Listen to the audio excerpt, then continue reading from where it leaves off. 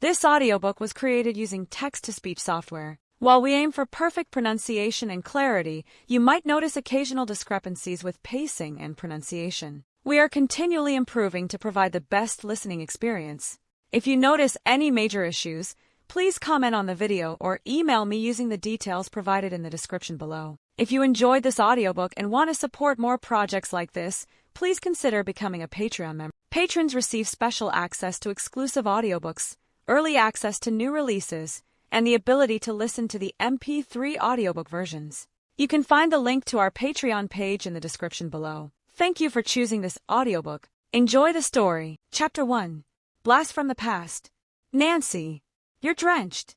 Bess Marvin wailed one stormy October Friday as her friend Nancy Drew dashed up the steps of the Lakeview University Sports and Recreation Center. A red and gold banner, reading "Old Can Be Gold," snapped over the entrance in the gusty wind. Protected from the rain by the portico, Bess had the hood of her pink vinyl raincoat turned down and was fluffing out her straw blonde hair. Bess's cousin and Nancy's other best friend, George Fain, stood beside a large parcel swathed in black plastic trash bags. The three girls had driven to Chicago to check out the Antiques and Collectibles appraisal show. Nancy threw back the hood of her slicker and shook out her thick red blonde hair. "My socks may be soaked, but at least this isn't." The 18-year-old produced a blue plastic folder from under her raincoat. Her blue eyes shone with delight as she announced, "My dad's Al Capone wanted poster is still in perfect condition. And the poster's what counts here," Bess declared. "While you were parking, I picked up our admission tickets and a brochure. The corners of several pages were already dog-eared. There's a guy here who owns Crime Shoppers in PopSmart. His blurb says he's interested in all sorts of crime memorabilia." "Let's go for it," Nancy said. The three friends marched into the state-of-the-art sports facility and lined up to check their coats. A large crowd bearing shopping bags, carryalls, and carefully wrapped bundles milled around the spacious lobby. Nancy smiled as she glanced at George and Bess in front of her. They were cousins and best friends, but so different. Blue-eyed Bess, curvy, fair, and on the short side, was passionate about shopping, clothes, decorating magazines, antiques, and boys, not necessarily in that order. Tall, slim, athletic, with a mop of short dark curls and sparkling brown eyes, George vastly preferred wilderness camping to hanging out at malls. George bent over and unwrapped her bundle, revealing a rectangular worn brown leatherette suitcase with metal hardware on the corners. The hardware was dull, rusty, and dented. "What's that?" Nancy asked as George folded up the trash bags and stuffed them into her jacket pocket. "An old reel-to-reel tape recorder." "Where'd you find it?" Bess asked. "Under the eaves in the attic. I bet it's been there since before we bought the house." "I hope it didn't get wet," Nancy commented. "It was all wrapped up, but considering how long it's been up there, it could be moldy and useless." "Didn't you bother to see if it works?" Bess sounded shocked. "No, actually," George admitted with a sheepish grin. "I didn't even look for anything to bring until this morning." Bess sighed and patted her small pink handbag. "I only hope Grandma Marvin's Depression-era bracelet is a treasure. Not that I wouldn't love it, even if it's totally worthless," she added, then stepped up to the coat check. Smiling at the girls, the woman behind the counter took their coats. "Hope you enjoy Old Can Be Gold," she told them, handing Nancy all 3 tags. "Keep your ticket stubs. The admission is good for the weekend. And we also have a door prize drawing every 3 hours." She checked her watch and made a face. "You missed the last one for today, but starting at 10 tomorrow we'll resume the drawings. Prizes are donated by the appraisers and range in value from a couple of bucks up to $300. If you like, you can bring your things to those long sorting tables where workers will direct you to the right appraisers. Or you can just browse the show. We already know about one appraiser," Bess told her, "so I think we'll head over there." The girls made their way into the cavernous gymnasium until they were standing in an aisle, staring at a sign, "Crime Memorabilia and Pop Culture Treasures." "I guess this is the place," Nancy said, "though I don't see any appraiser around." As she approached, she saw the table was covered with a green felt cloth. On it she spotted an old fingerprinting kit. The long, narrow box was open, its contents protected by an acetate sleeve. Inside the red and black checkerboard box was a magnifying glass, a tube of powder, and some papers and other objects. "This must be ancient," she exclaimed. I guess to a girl your age, 1920 seems ancient, a gruff voice interjected. Hands off unless you want to buy it. Annoyed by the speaker's rude tone, Nancy turned and glared. The man was scruffy and bearded. His hair was salt and pepper gray, and he smelled unpleasantly of cigarette smoke. He was only a little taller than Nancy, with a wiry build and muscles that bulged under the sleeves of his black t-shirt. I wasn't going to touch it, Nancy said. Good, the man snapped. Anyway, who are you? Bess inquired sharply. Wes Clark, proprietor of Crime Shoppers. The man's brusque tone had softened slightly. You can find me online at crimeshoppers.com or right here in downtown Chicago. He turned to Nancy. Sorry to be so suspicious, but in my business, he stroked his beard, then shrugged. For some reason this guy creeped Nancy out, and she said coolly, if something's that precious, you should lock it up. Oh, the more valuable things are locked up, believe me, he snapped right back. So what are you girls interested in? Nancy was tempted to say nothing and walk away, but this guy was the only crime specialist at the show. She silently counted to 10, then calmly opened her portfolio. One of my father's clients gave him this poster some time ago. When I mentioned I was coming here, he suggested I check out the value. You are an appraiser. The best in the field around here, the man said, seemingly oblivious to Nancy's chilly tone. He held out his hand. Reluctantly, Nancy passed him the poster. It was black and white, and the old paper was yellowed and fraying at the edges. With surprising care, Wes removed it from its clear protective sleeve. He turned it over, held it closer to his eyes, then let out a snort. Fake, he pronounced, and gave it back to Nancy. Sorry, but it's not the genuine article. At least a dozen of these turn up at every show. Nancy frowned. How can you tell? I mean so quickly. Wes Clark narrowed his eyes. I am an expert, but if you want the details, it's simple. This is computer-generated. 1920 is pretty ancient when it comes to printing processes. In those days, posters were done on presses with movable type. This is obviously a photo reproduction. But the paper's old, Bess pointed out. About a year old, if that, Clark responded. It's artificially aged to look old. Believe me, these are pretty good fakes, but they can't fool anyone who knows the first thing about collectibles from the period. So it's worthless? George asked. Pretty much. Now, if it were the real thing, it would be worth quite a bit. Maybe even $1,000. Nancy inserted the poster in the protective sleeve and put it back in her folder. I'm half tempted to just toss it, she said. Don't do that, Wes said. It's fun to frame and put up in your room, or wherever. Some folks find the gangster era here in Chicago romantic. Nancy frowned. The idea of bootleggers gunning one another down ranked far down the list of what Nancy considered romantic. Clark didn't seem to notice her distaste. That's what keeps me in business. The next best thing to knowing how to commit the perfect crime is collecting memorabilia from notorious criminals. That's weird, Bess said. To each his own, Clark countered. Then his eyes lit on George's tape recorder. That's probably not worth much either yet, he told her. But hold on to it. Another 50 years, and it'll be a real collectible. Reel-to-reel machines are going to be as valuable as early 19th century cameras are now. As he spoke, a man with a framed Humphrey Bogart movie poster walked up. The appraiser turned to him, and the girls hurried away. Yuck, Bess whispered to Nancy. That guy was seriously creepy. Nancy tried to stifle her disappointment. I hope Dad isn't too let down when I tell him this is a fake. Next, Bess found a Depression-era jewelry appraiser. The woman examined the delicate bracelet Bess had brought. I'm afraid these stones are only glass, so this probably wouldn't bring more than $50 or so, though it is a very pretty piece. It's a copy of a Diana Toffel design. These red stones would be rubies in a genuine Toffel. Noticing Bess's disappointed face, the woman patted her hand. But this is still a very nice bracelet. Bess Marvin, is that you?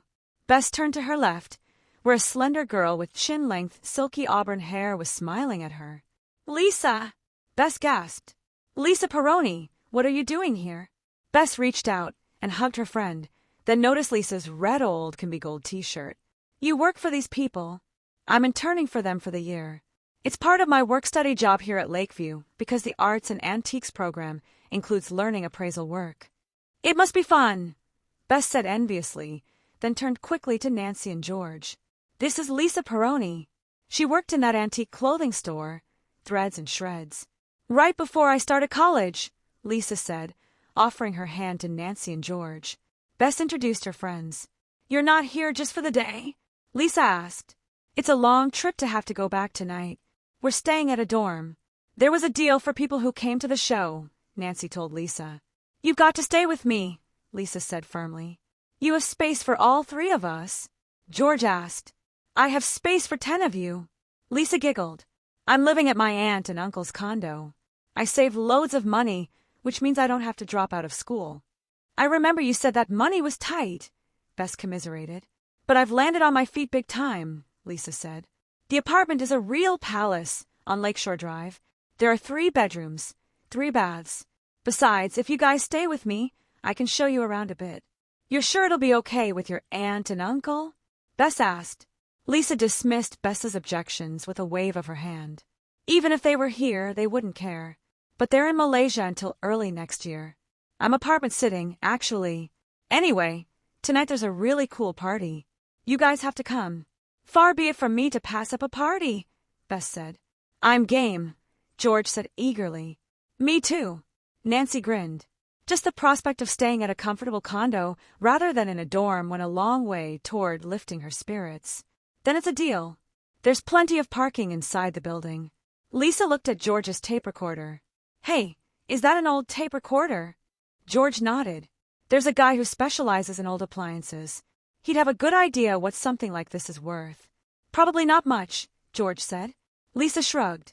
You may be right, but, hey, you never know. One person's junk is another person's treasure. I'll walk you over to the table. Leading the way, Lisa negotiated the crowd, landing the girls at the end of a short line of collectors hugging a variety of old toasters, mixers, and antique telephones. You're sure this guy knows about tape recorders? George whispered. One of the appraisers here will, Lisa promised. There were several appraisers behind the table, so George's turn came quickly. I know this is a bit of a wreck, but you never know, George told the appraiser with a self-deprecating laugh. The appraiser returned her smile. He was a pleasant-faced man whose suit hung loosely on his thin frame. He saw Lisa, and his smile stretched from ear to ear. Friends of yours? He asked. Yes, Lisa answered. This, by the way, is Dave Lineberger, she told the girls, then turned back to Dave. I thought this looked kind of unusual. She pointed to the box. It does. The carrying case is probably a custom job. The appraiser carefully picked up the case and examined the underside. Then he carefully unsnapped the 2 metal latches on the front of the case. When he lifted the lid, some of the leatherette crumbled off onto the table. It's really in bad shape, George said, but Dave wasn't listening. Now, this is something unusual, he murmured. A custom job. This tape recorder is professional quality. He motioned for the girls to gather round. To Nancy's eye, the machine looked pretty normal, if old. There was an empty reel on one side of the machine, and a spoke to hold a second reel on the other. A row of knobs ran directly below the reels. Nancy touched a small brass knob on the front of the case. Until the case had been opened, it wasn't visible. What's that for? Looks like a drawer of some sort, Lisa said. Let's see what's inside. Dave eagerly opened it. The drawer was lined with a faded and moldy velvet-like fabric. A small, flat, black cardboard box was inside. Dave picked it up, and even though he lifted the cover gingerly, the cardboard began to fall apart in his hands. This hasn't been stored very well, he remarked with a frown. Nancy peered into the box and saw a spool of tape. Do you think anything's on it? She asked. Let's see. Dave met Nancy's eyes and grinned. This is the fun part. He first put the tape in the machine, then plugged the machine in. A little red light lit up on the console. It works, Lisa gasped. Maybe, Dave warned. I'm not sure the mechanism isn't rusted out. He examined the various knobs, then turned one. Both spools began to revolve. Then suddenly a couple of guys' voices came through the speakers. Nancy couldn't quite make out the words. Something about one last shot at it. Then a voice counted, and a 1, and a 2, and a 3, and... Suddenly a familiar gravelly voice began barking a version of a song Nancy knew from somewhere. I don't believe this, George gasped. That sounds like Lunite. That's right, Bess said. But I've never heard that version of Dark Side Blues. Have you? She turned to Nancy. Nancy shook her head. It sounds sort of weird. And who's that woman? Carrie Black, I bet, a gruff voice announced from behind the girls. Nancy turned and saw Wes Clark standing there. And I'd bet more than a pretty penny, Dave Lineberger, that this tape is going to prove pretty valuable to someone, he added, arching his bushy eyebrows. Dave eyed Wes cautiously. You're thinking what I'm thinking, he stated, looking over the heads of the four girls. And exactly what are you thinking about my tape? George asked. It's Lou Night, and it sounds like a pretty bad version of that song. Bad? Wes snickered. I wouldn't put it that way. It's unproduced, as in a missing jam session, though maybe you girls are too young to know about them. Nancy gritted her teeth. The man was so condescending she wished she could tell him she knew all about this mysterious jam session, but she had never heard of it. Fortunately, Dave spoke up. Apparently, Knight had jam sessions in his garage back when he was still singing with the Mama's Bad Boys band. Lou briefly owned an old farm south of here. He had a whole recording studio set up in the garage. This tape sounds like the one he made with Carrie Black, who split from the band right around then later resurfaced as a punk rock star. Wes added, If the tape is genuine, it's worth a fortune. You're kidding, George said, paling slightly. I'm pretty sure it's the real thing. You'll have to check with a music expert with better equipment than this recorder, Dave told them. But if the tape is for real, someone, either a rock music collector or maybe even one of the record companies or the artists, would get into the bidding for it. There might be copyright problems, but you could claim some stake in it since you found it.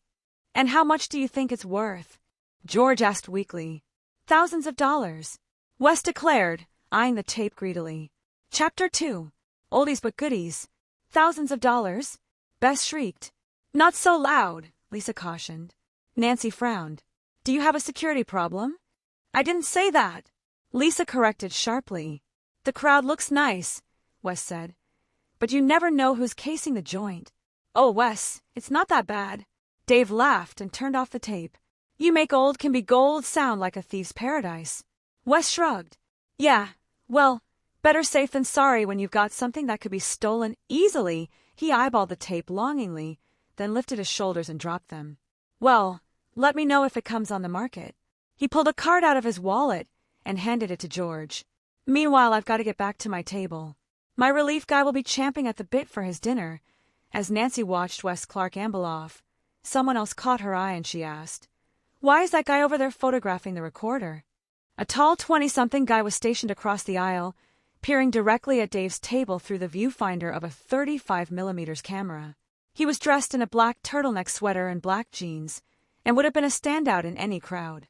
At the sight of him, Lisa's frown relaxed into a big smile. Oh, it's just Jason, she told Nancy as she motioned the guy over. Jason lowered his camera and returned her grin, revealing a pair of adorable dimples. He tossed his straight, longish dark blonde hair off his forehead. Who are your friends? He asked as he sauntered up. His eyes were a surprisingly dark chocolate brown. As they rested on Nancy, her heart did a little flip-flop. If Nancy didn't already have a boyfriend, she'd definitely be interested. This is Jason Woodard, and these are people from home. Lisa introduced him to each girl. They're in town for the show and crashing at my place for the weekend. Then let me get a better shot of all of you as a souvenir. Bess interrupted. We'd love it. Will you send us a copy? Just leave me your address. Jason lifted his camera, and the flash went off. So what's the big fuss over here, anyway? Jason asked, glancing at the tape recorder. That doesn't look like much. Ah, but listen to the tape, Dave said, rewinding the tape and turning the play knob. Sound familiar? He asked. As the tune played, Jason listened, then shrugged. It's okay, I guess, but I've never heard it before. You think it's worth something? Could be, Dave said, though we need a pop music expert and maybe a sound man to really evaluate it. Meanwhile, George, keep it dry and safe, and don't play it too much. And maybe you should insure it. Wouldn't it already be covered under the Fanes house insurance policy? Nancy asked as Dave carefully packed the tape back in its original box and put it into the drawer of the carrying case. Handing the tape recorder back to George, Dave shook his head. Probably not. Without an appraisal value, the tape would be worth only the replacement value of a reel of blank tape. Not very much. You should call your insurance agent, right away, actually. George made a face. I guess I can try to reach my parents, but they were going away for the weekend. I don't know anything about their insurance. Jason cleared his throat. Don't mean to interrupt, but I've got work to do. I'm off. Right, Lisa said, tapping his camera. Are you going to Lowdowns later? What's Lowdowns? Nancy asked. A cool blues club. That's where the party I told you about is happening. Will you be at the party? Bess asked Jason. Wouldn't miss it, especially if you girls are coming. Do you like to dance? He directed his smile at Bess. More than anything, she flirted right back. So, see you then, he said, then headed over to an antique furniture appraiser who had a crowd around his table. Where have you been keeping him? Bess asked, her eyes still glued to Jason's back. I can't believe you work with a hunk like that. I don't. Not exactly. Jason's a freelance photographer, Lisa pointed out. He specializes in art and antique collections and show catalogs. He's got an impressive clientele and does pretty well. You should see his loft. He owns it, and he's only 22 or so. So what exactly does he do for old can be gold? Nancy asked. He works for our publicity department. Last month he was in Denver, and before that, Seattle. He photographs the shows for our publications. He's also available when either an appraiser or one of our clients wants a piece photographed. Sounds like interesting work, George commented. Lisa checked her watch. Yeah, it is. He loves it. But speaking of work, I've got to get going. I need to be available to troubleshoot any problems. We have another hour or so before we close, so I can meet you at the coat check, and then we can head back to my place. The girls agreed. George got a written appraisal sheet from Dave, and then they set out to find the refreshment area. As soon as they settled down at a table with mugs of hot cider and a plate of chocolate chip cookies, George asked to borrow Nancy's cell phone. I'll call my parents now. Maybe they decided to stay home for the weekend after all. George punched in her number but got the answering machine. She left a message about the tape and also gave her parents Lisa's phone number in case they needed to reach her. So I guess I can't insure the tape recorder now. No big deal, Bess pointed out. It'll be perfectly safe in Lisa's apartment. If it's a Lakeshore Drive condo, I bet it's got great security. And we can deal with insurance on Monday back in River Heights, Nancy added. Meanwhile, we'll hunt down one of those music experts tomorrow so we can get a more accurate appraisal. Now, this is really high-tech, George exclaimed a couple of hours later as the girls stood in the hallway on the 20th floor of Lisa's apartment building. Lisa punched in a code on the keypad on one side of the front door. You don't even need a key to get in. Supposedly, it makes the place more secure, along with the 24-hour concierge, Lisa said, throwing open the door and flicking on the light switch in the foyer. Lisa Peroni! Bess gasped. This place is to die for. She plunked down her bag and clasped her hands together. Nancy had to agree with Bess. The foyer alone was as big as Nancy's bedroom back home. The entrance hall opened into a spacious sunken living room. Most of the far wall was taken up with glass doors, which opened onto a terrace. Aunt Betty has a house rule. No shoes inside the house. We change here, Lisa said, pointing to a low bench conveniently located near the door. As Nancy slipped out of her damp sneakers, she asked, Does the terrace overlook Lake Michigan? Yes, Lisa answered. Later, if it clears, we can check out the view. It's beautiful even at night. Nancy patted into the living room. In spite of its grand scale, the place felt homey and surprisingly cozy. The lighting was mellow, the furniture a wonderful hodgepodge of intriguing Asian chests and side tables, comfortable overstuffed easy chairs, and floor-to-ceiling bookshelves. This is really cool, George exclaimed from across the living room. Nancy joined her in front of a large glass front case. Inside the case were all sorts of mysterious objects. Isn't that gizmo some kind of blow dart? George asked Nancy, putting the tape recorder down beside the curio cabinet. Nancy nodded. I've seen pictures of blow darts that look like that. In addition, the cabinet housed an extraordinary collection of knives, carved wooden statues, masks, and small totems. Where are these things from? She asked Lisa. The dart blowers and knives come from the Amazon, while most of the other pieces are from the South Pacific. Bess peered over Nancy's shoulder and gave a shudder. Ugh, this stuff gives me the creeps. George laughed. It's probably supposed to, particularly the masks. But they have something to do with evil spirits. Nancy studied the masks. True, they were a little spooky, but she found them haunting. The girls picked up their overnight bags and followed Lisa to the back hall, where she showed them to the bedrooms. Both my room and the guest room, each have twin beds.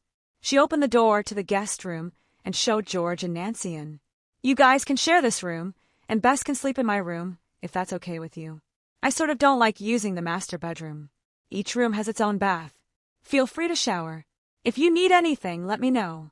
How dressy is this party? Bess asked. We didn't come planning to go to anything too formal. Lisa shrugged. It's casual, but if you want to borrow any clothes, I have a closet full, believe me. Nancy changed quickly into slim black pants, a blue shell, and black jacket. While George pulled on a short black skirt and a deep crimson shirt, Nancy phoned her father, Carson Drew, who was a lawyer. She told him all about George's find and asked him about the legal issues surrounding the tape. He told her that any surviving members of the original band might still have a claim to it, and that since Lou Knight had died in an accident after Mama's Bad Boys broke up, his estate might also have some legal rights to the song which he wrote. After promising to look into the matter, Mr. Drew told her that Ned Nickerson, Nancy's boyfriend, had called and said she should phone him. After hanging up on her dad, Nancy dialed Ned at his frat house in Emerson College. Hey there, Nan! Ned's cheerful voice greeted her. I'm really glad you checked in with your dad. I hope we can hook up this weekend. But how? I'm driving up to Chicago tomorrow. One of my buddies at Northwestern University is moving and needs a hand. Nancy grinned. Ned, that's great. She then filled him in on what had happened so far. I've got another friend in Chicago who's a blues freak. Maybe he can check out the tape to see if it's for real. Maybe, Ned, but don't mention it to him yet, Nancy said. I'm not sure it's smart to have too many people know about it, at least until it's insured and tucked away in a safe place. You've got a point, Ned agreed. But if you change your mind, I can always hook up with him tomorrow night. Then they arranged to meet at Old Can Be Gold late the next afternoon. A few minutes later the girls left the apartment. Oops! Nancy gasped as she began to button her coat in the hall. I forgot my scarf. Lisa opened the door, and Nancy flipped on the lights, raced back to her bedroom, grabbed her scarf, then hurried to the front door, turning off the lights as she went.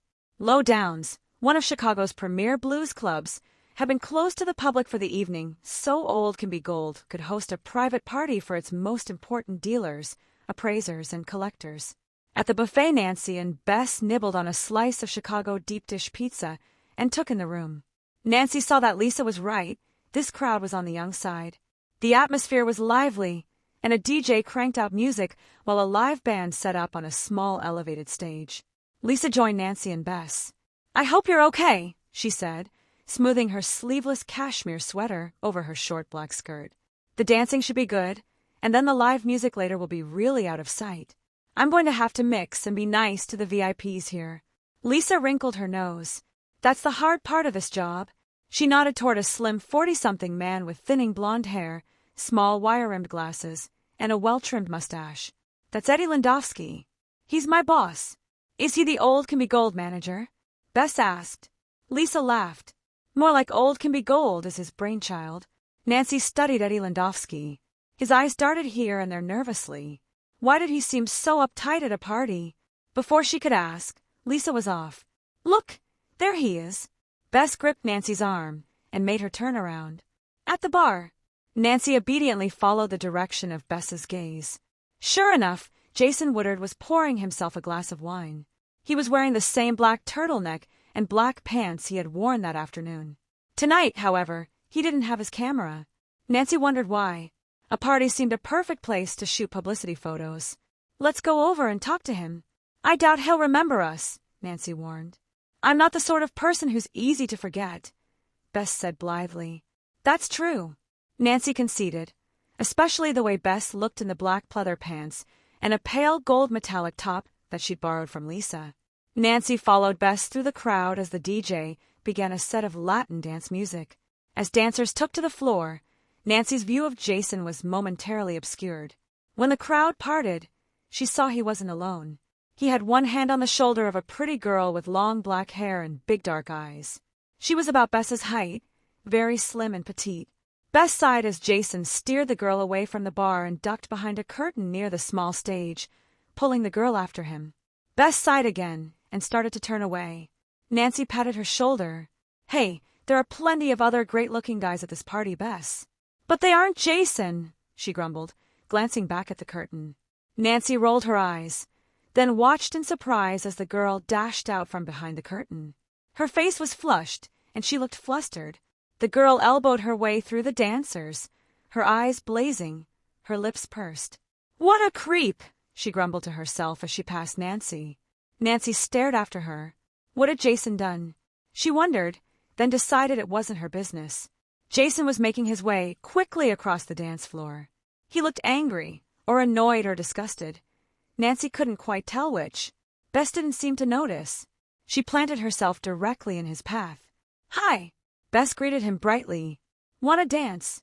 Jason stared at her as if he'd never laid eyes on her before. His expression darkened. Without so much as a nod of recognition, he marched off through the crowd. Chapter 3. Double Vision. What's his problem? Nancy shot a look of disgust at Jason's back, then turned to Bess. Bess's lower lip was trembling.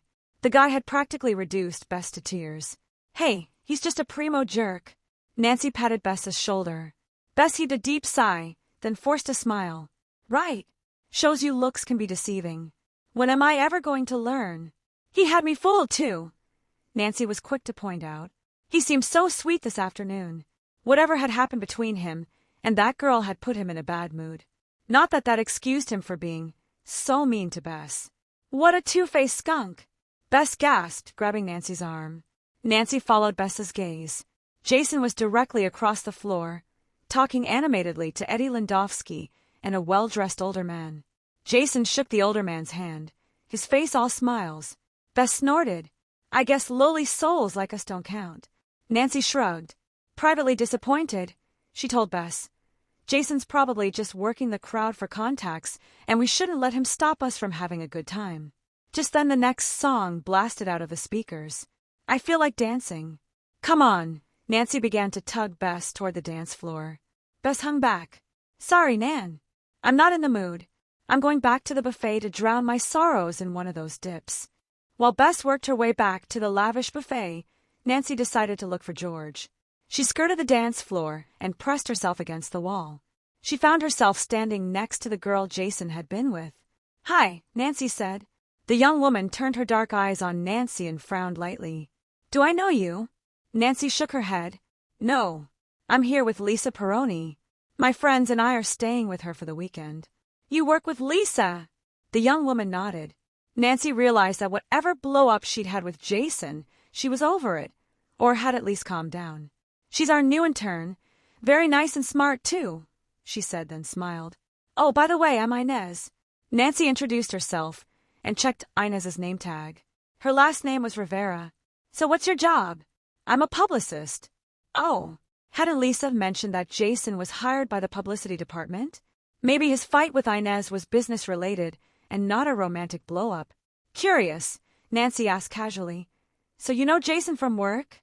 "Jason," Inez repeated neutrally. "You mean Jason Woodard?"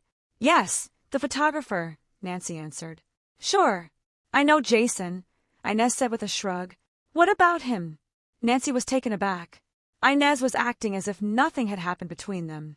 "Sorry, got to go," Inez said suddenly. "Some friends of mine just turned up. See you later." Inez closed with a friendly smile, then started toward the front door. Before she took 2 steps, she stopped. "But if you're looking for Jason, he's over there." She gestured with her head. Nancy's jaw dropped. Jason certainly was right over there, dancing up a storm with George. The DJ had switched to a hot top 10 swing tune, and George, who adored swing, looked as if she was having the time of her life. "I don't believe it," Nancy muttered, then noticed that in the very overheated room, Jason had put a red scarf around his neck. His cheeks were bright pink. The music blared a moment longer, then stopped. George and Jason fell against each other, laughing. George raked back her short hair, caught sight of Nancy and waved. Grabbing Jason's hand, George practically dragged him toward Nancy. "Hi, Nancy." Jason grinned broadly. Nancy was tempted to tell him exactly what she thought of his two-faced behavior. Before she could, George exclaimed, "Wait until you hear this. Jason has a brother. A twin brother. Have you seen him around? We look exactly alike," Jason added. "He told me to meet him here." Flashing a particularly warm smile at George, he added, I sorta got waylaid. Did you just get here? Nancy asked. Yeah, probably 5 minutes ago. Jason hesitated. Why? Nancy giggled softly. I think I've already met your brother. And Bess, and I probably owe him an apology. We wondered why you were giving us the cold shoulder when it wasn't even you. Jason nodded. Everyone gets us mixed up for at least the first 3 seconds. Then they realize how completely different we are. Ethan's more low-key. I'm the people person he's more into. Jason dropped his voice. He's an antiques geek. He's passionate about everything old or collectible.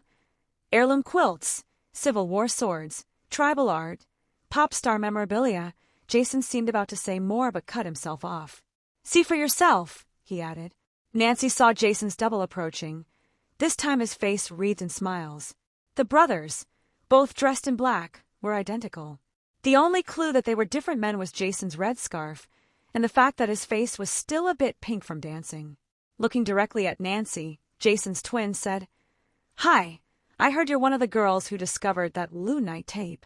His tone was a bit stiff and more formal than Jason's. Nancy couldn't picture him dancing with George. How did a guy like this even know who a blues singer like Lou Knight was? George gaped at Ethan. Where'd you hear about my tape? Before Ethan could answer, Jason introduced him to Nancy and George. Jason added with a wicked gleam in his eye, Ethan has a way of ferreting out info, don't you, dude? Ignoring his brother's mocking tone, Ethan shrugged. I didn't have to dig to find out about the tape. Wes Clark has spread the word already. Why did he do that? Nancy frowned. He warned us not to tell people about it. I'm sure he didn't tell everyone. He knows I'm into pop memorabilia. At the very least, I'd love to hear the tape, and if you do decide to auction it, I might put in a bid. Jason cleared his throat loudly. As if you could afford it. Or do you have a side job besides the one at Westfield's? I wish, Ethan said. Westfield's. Nancy was impressed. Westfield's was a small but prestigious fine arts and antiques auction house in Chicago.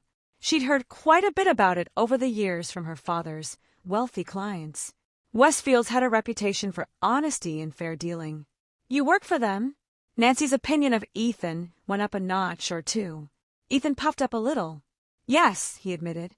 I'm one of 2 appraisers in training there. Translation, entry-level grunt work, Jason teased. Ethan shot him a cool look. Someday I'll have a chance to earn commissions. Anyway, I do have some savings, he said to George. Though if this is the lost version of that song, as Wes said, it will be too rich for me. I am a bit of a blues freak, and I have every Lou Knight record ever made. I probably couldn't verify that the tape you found is the lost one, but there might be some clues on it about why the band broke up. I'd be interested to check it out. I don't know. George questioned Nancy with a look. The appraiser did say that you shouldn't play it much. It's fragile, and if it broke, Nancy said, shaking her head no. Ethan hurried to reassure them. I know lots of professional musicians with professional equipment. The musicians will treat it like gold. And of course you girls would be there. I would never ask you to lend it to me. If you put it that way, George said, still hesitant. But we'll be here only for the weekend. That's okay. I can set something up. Are you going to Jason's party tomorrow night? Of course they are, Jason said quickly, though I haven't had a chance to invite them yet. Come with Lisa. It's an opening at my loft to show my new prints. Bring your pretty blonde friend, too. Great, George said. And bring the tape with you, Ethan suggested. I'll make some calls tomorrow to see who has the right equipment. Sounds like a plan, Nancy said. I'd better run. This is a work night for me, Ethan explained, and started across the floor. I'm going to the buffet. You girls want anything? Jason offered. Nancy and George both said no. They watched as Jason caught up with Ethan and said something to him. Tell me I'm not dreaming. Bess's exclamation made both girls look around. Bess was staring wide-eyed at the twins' backs. You are not dreaming, Nancy said with a smile. You're only seeing double, George added. There are 2 Jasons. Bess babbled. Then she started to laugh at herself. I mean, he's got a twin. 2 guys who look like that. The other one, the one who really didn't recognize us before, Nancy explained as Ethan. Oh. Bess paused to digest this. Still, she said stiffly. Even if he didn't know us, he didn't have to act so rude. Jason said he's just shy, George said. If he's expecting to have a career at an upscale company like Westfield's, he'd better improve his people skills, Nancy pointed out. A couple of hours later, Lisa opened the door to her apartment. "Didn't we turn the lights out?" she asked as they walked into the foyer. The living room wall sconces were lit. Nancy came back in for her scarf, remember, Bess recalled. "You probably put the lights on," she told Nancy. "I did," Nancy admitted with a puzzled frown. "But I'm sure I turned them off again." "No big deal." Lisa shrugged. After taking off their shoes, the four girls trooped through the living room on the way to bed. The light switch was near the display case, and Lisa stopped to turn it off. "Wait!" George gasped, grabbing Lisa's arm. She looked on either side of the glass front cabinet. "Where's my tape recorder?" "I left it right here by the case." Panic-stricken, she looked at Nancy. "It's gone. So someone has been in here since we left." The thought zipped through Nancy's mind. Instinctively, she cast her gaze around the room. Nothing seemed out of order. The terrace door was closed. No, she must have just forgotten to turn the lights off. "It can't be gone, George," Nancy said reasonably. Bess scoffed at the very idea. "You brought it into the bedroom." "I'm sure you did. Besides, where would it go?" Lisa laughed. "It's not like anyone could get into this place." "Right," George said, hurrying to the guest room. "I probably brought it in here with my knapsack." Her voice trailed off, and the sound of closets being opened and closed filtered back into the living room. A minute later, a pale-faced George charged out of the bedroom. "It's not there. Someone's stolen the tape recorder." Chapter 4. Without a trace. Nancy and the other girls gaped at George. After a moment's stunned silence, Lisa spoke up. "George, how could anyone have stolen your tape recorder? No one's broken into this apartment." Nancy wondered. "Does anyone else know the code to the front door?" she asked. Lisa replied impatiently. "No, just me and my aunt and uncle, and the super of the building. I think he has some kind of override code for all the apartments in case of an emergency. The tape recorder has to be in the apartment. George, retrace your steps. Are you sure you brought it in from the car?" Yes, George repeated, annoyed. "She did. I remember coming up in the elevator with it. I rested my duffel bag on top of it," Bess said. "Then you just must have put it down somewhere else, George," Lisa insisted, checking the living room. "I'll check the bedrooms again," Bess volunteered. George ran her fingers through her hair. No. I remember putting it down to look at that blow dart thing in the cabinet. Then I went into the guest room. I'm telling you it's stolen." She sat down heavily on the sofa and heaved a sigh. Meanwhile, Nancy scrutinized the room. She, too, remembered George's leaving the tape recorder by the display case while they checked out the artifacts. Someone had to have been in the apartment after they'd left for the party, and whoever it was had left the lights on. Nancy checked the terrace door. It was definitely closed. She looked out. The rain had stopped earlier, and now the clouds were breaking up, scuttling across the moon. The lights of Lake Shore Drive sparkled in the waters of Lake Michigan.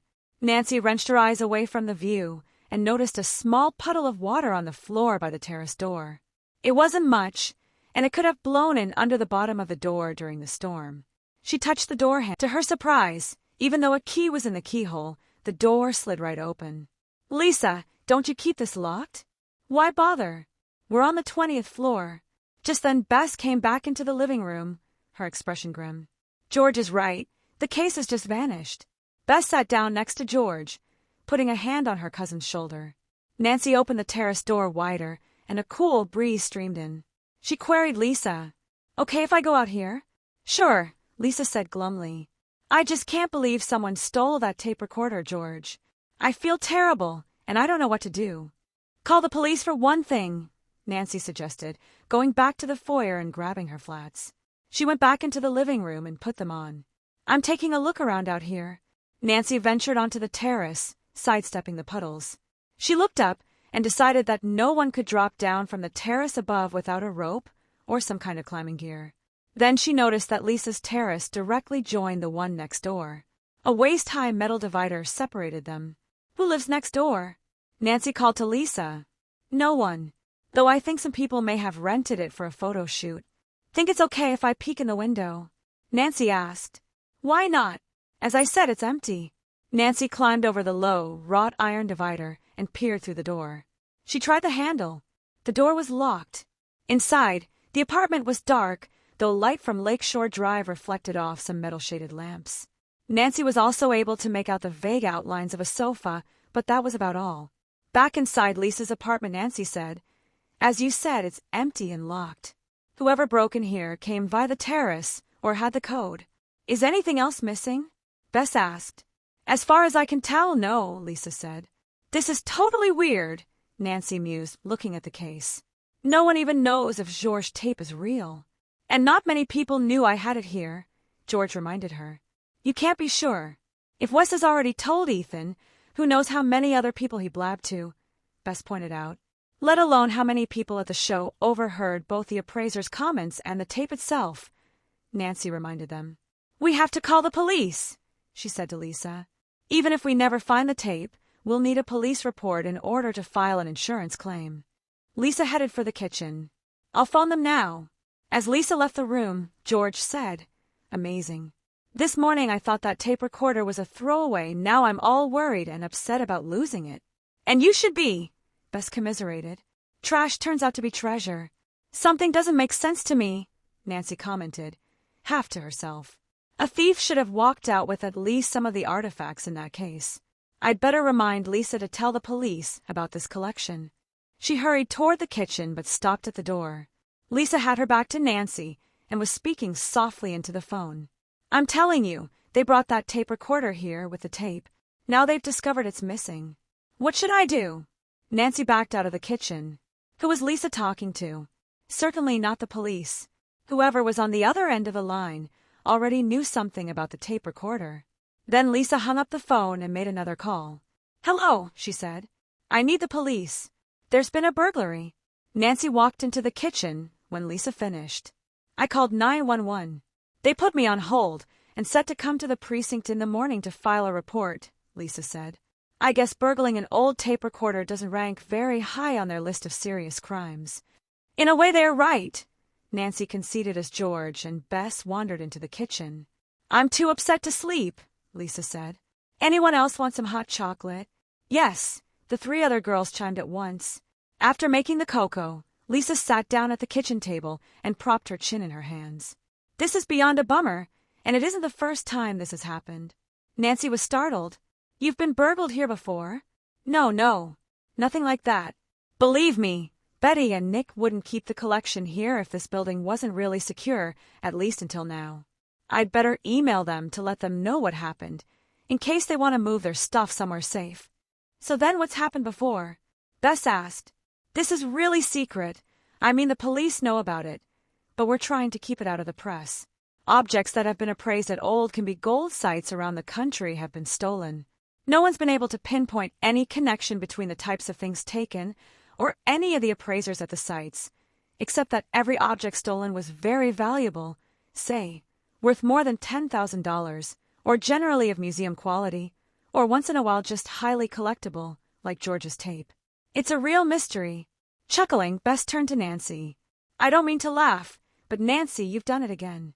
Headed off for a fun weekend and wound up with the chance to solve a crime." "What do you mean?" Lisa asked Nancy. George answered for her friend. "Nancy's got this knack for solving mysteries. It's sort of a hobby with her, except she's extremely good at it." "I didn't realize that." Lisa looked at Nancy more closely. "So Nancy can help you and old can be gold," Bess declared. "Not so fast," Nancy demurred. "That's up to Lisa's boss. But I am curious about one thing, Lisa.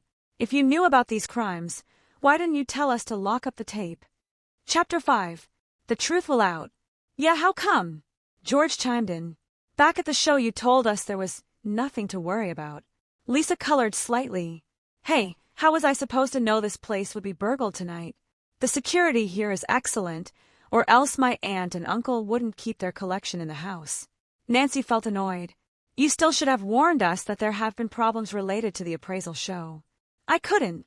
Lisa's dark eyes were troubled. "It's not like I had any idea that anyone would be after your tape specifically, George, honest. And those other burglaries, they happened after people had received formal appraisals from our experts." "You should have clued us in," Bess said. "I know, but I couldn't." Lisa blew out her breath. "No point keeping quiet now. Mr. Lindowski would have killed me if I mentioned those burglaries to anyone outside of the office, let alone where someone might have overheard me at the show. It's top secret. Don't you see? If the press and general public finds out about these burglaries, it would wreck our reputation. Only if Old Can Be Gold were behind them, George commented. Wrong. Even the whiff of suspicion that Old Can Be Gold could be hooked up with a ring of thieves would close us down, Lisa said bitterly, looking at George. I'm sorry, but I couldn't say anything. That makes sense, Nancy conceded after a moment. Do you think someone in the company is involved in the thefts? Lisa shrugged. She got up and cleared the table of the mugs. It's a possibility, though whoever it is certainly good at covering their tracks. And is a real pro. Or in league with real pros, Nancy corrected, jumping up to help Lisa. As she sponged off the table, she thought a bit about tonight's burglary. Whoever had broken into the apartment had barely left a trace.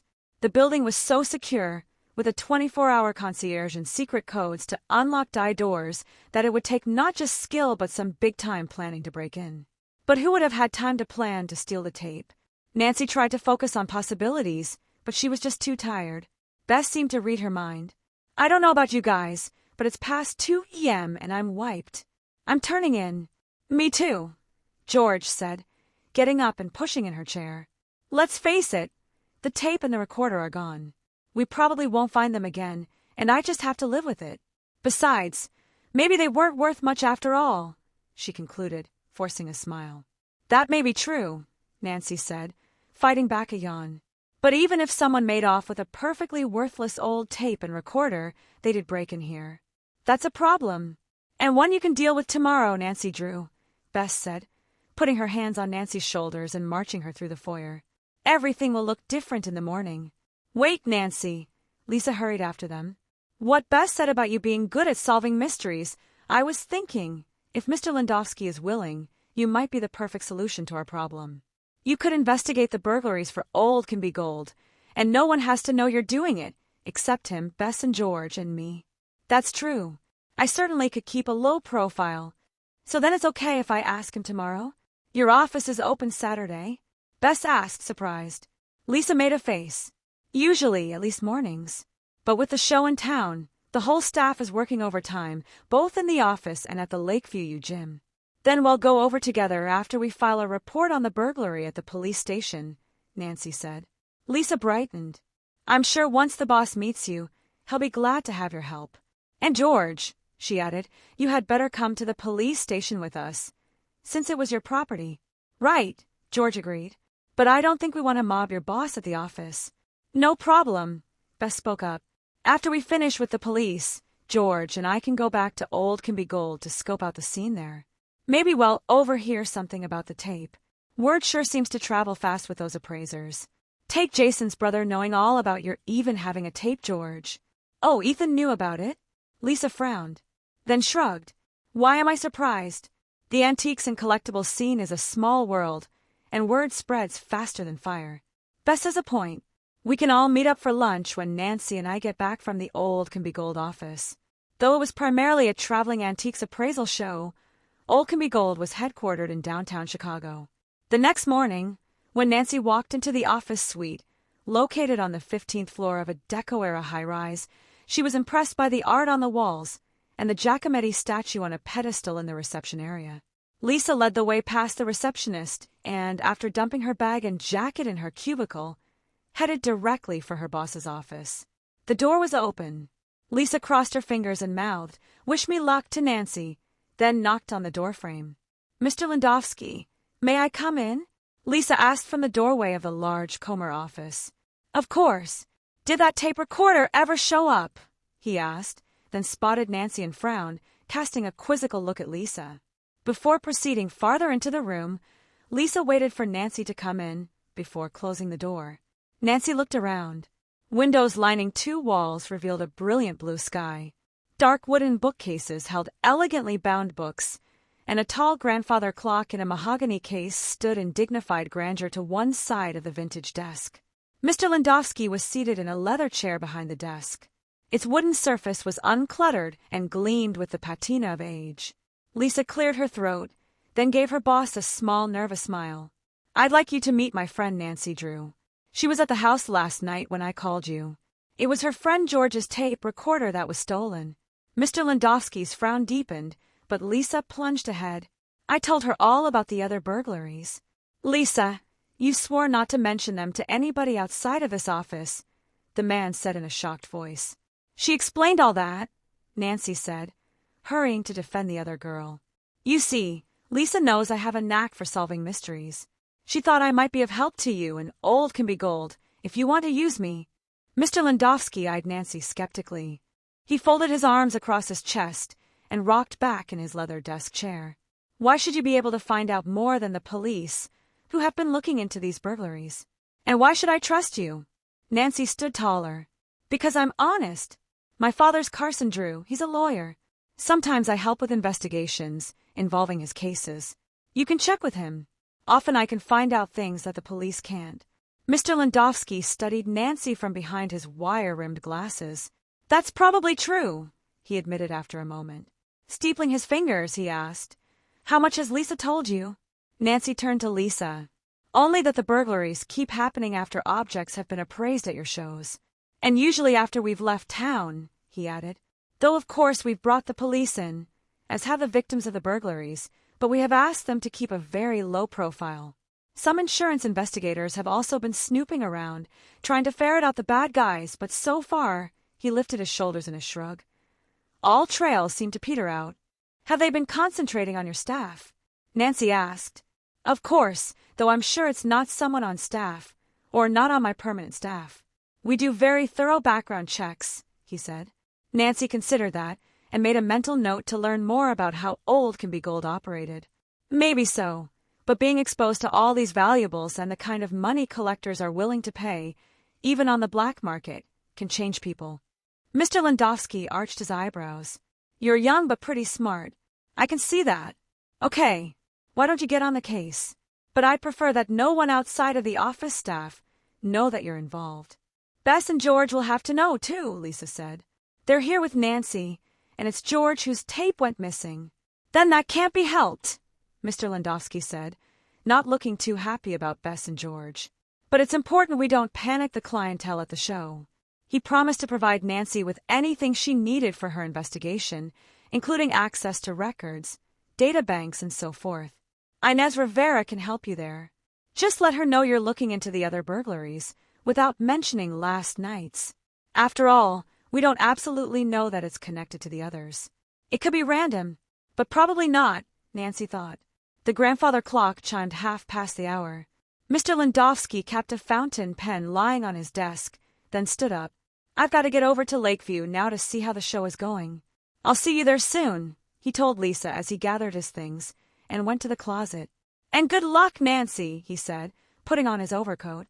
You're going to need it. When the girls left his office, Lisa stopped by her desk to check her email.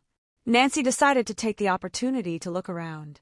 The layout of Old Can Be Gold was like most offices Nancy had visited. Small cubicles like Lisa's defined a main work area, which was bordered by several private offices like Mr. Landowski's with window views. As Nancy strolled down the corridor, she saw that most of the private spaces were empty. Most but not all. A small corner office was lit, the door ajar. Nancy cautiously peered inside and smiled. Inez, she called out, recognizing the young woman in front of the computer screen. The screen was covered with data and some photos. Nancy couldn't make them out from her vantage point. Inez's head snapped up. What are you doing here? She gasped, then with a quick gesture punched her keyboard, blanking out the screen. Chapter 6. Partners in Crime. What does Inez have to hide? Nancy wondered, but she masked her interest with an apologetic smile. Didn't mean to interrupt your work. Lisa's showing me around the office, and I saw that your door was open. Inez relaxed a little. Sorry to be so jumpy. I was shopping, and we're not supposed to go online for personal stuff from these computers, she said, lowering her voice to a conspiratorial tone. What a lame excuse, Nancy thought. So, that party was pretty hot last night, Nancy said, changing the subject as she moved into the room. I'm Nancy, in case you forgot. Right. You were looking for Jason. Inez stood up, putting her hands in the pocket of her hooded sweatshirt. Like Nancy, she was wearing jeans. It was obvious to Nancy that Inez was trying to block her view of the desk. From where Nancy stood, All she could see was a stack of 5x7 index cards near the computer. "Did you find him?" "Yeah, I did. I met his brother Ethan, too." Inez didn't react to Ethan's name. "Always weird seeing the two of them together," was all she said. After a moment's hesitation, she asked, "How long have you known Jason?" "I met him yesterday," Nancy said. "He was photographing people at one of the tables at the show. He said he works for the publicity department, which I guess means you." "In a way, I guess he does. I give him assignments, clue him in on who's brought items of interest to the show." Inez gestured absently toward the stack of cards. "Oh, you keep track of who's brought what to the various shows?" "Of course. We build a client list for ourselves to notify people where we'll be next." Nancy filed that information away. Probably all of the burglary victims had home addresses in the old Can Be Gold database. That could be evidence that someone in-house was involved. Something didn't jibe, though. "My friends and I all had objects appraised yesterday," Nancy said. "But we didn't fill out cards." "How come?" "Sometimes items that aren't worth much fall through the cracks. An appraiser figures that you won't be return business." "What did you have appraised?" Nancy told Inez about the fake Al Capone wanted poster and Bess's jewelry. She decided to mention George's tape recorder since there was a good chance Inez knew about it anyway. "And my friend has this funky old reel-to-reel tape recorder," Nancy said, deliberately not mentioning that it had gone missing. "I heard," Inez revealed readily. "Wes Clark was saying it might be a real find because of a lost song on a tape inside the machine." No one bothered to have George fill out a card either. The more Nancy thought about it, that meant that whoever burgled Lisa's apartment not only didn't need to know where George lived, but somehow knew about the girl's last-minute decision to stay at the condo. To Inez she added, "Was that some sort of oversight? Dave would be equipped to judge the machine, but probably not the tape. Whoever he referred your friend to would have her fill out a card when she brings the machine in today." The more Inez talked, the more certain Nancy was that she knew nothing about the burglary the night before. She had been acting suspicious when Nancy walked in. Maybe what she was doing on the computer was against company rules, but not related to the thefts. Nancy decided to pick her brain some more. "Don't you guys worry that something might get stolen at the shows?" "Stolen?" Inez paled slightly. After a moment she asked, "Have we ever been robbed?" She shot Nancy a piercing glance, as if trying to read her mind. "No, we haven't had any incidents outside of the occasional pickpocket reports. Even those are pretty rare. Old Can Be Gold prides itself on being safe for collectors." "Oh, Inez," Lisa spoke up as she entered Inez's office. "You don't have to lie to Nancy. She knows all about the burglaries, and she's going to help us find out who's behind them." Inez looked abruptly from Lisa to Nancy. "I don't understand." Nancy was sure Lisa's revelation had made Inez more nervous, so Nancy tried to reassure her. "Mr. Landowski has asked me to look into the burglaries. So that's why you were quizzing me?" The defensive tone in Inez's voice was unmistakable. "Nancy was quizzing you?" Lisa looked sharply at Nancy. "Inez didn't have anything to do with those burglaries." Nancy threw her hands up and managed to laugh. "I didn't say she did. I just wanted to find out what kind of records you guys kept of your clients." "Well, I would have felt better if you had been upfront and just asked me about the databases," Inez informed Nancy tightly. "But I'm glad you're on the case, and I wish you luck in cracking it." Inez sounded sincere enough, Nancy reflected as she and Lisa left the office. But at the same time, Nancy believed that Inez was hiding something, whether it was related to the burglaries. Nancy had no idea. All she knew so far was that the robbery had occurred while the girls were at the party, and that whoever had broken into the apartment knew that George had brought the tape there. Had someone trailed them to the building and sneaked past the concierge? Nancy visualized the hallway. The apartment was down a side hall, out of sight from the elevators. Could someone have watched Lisa punch in the code last night?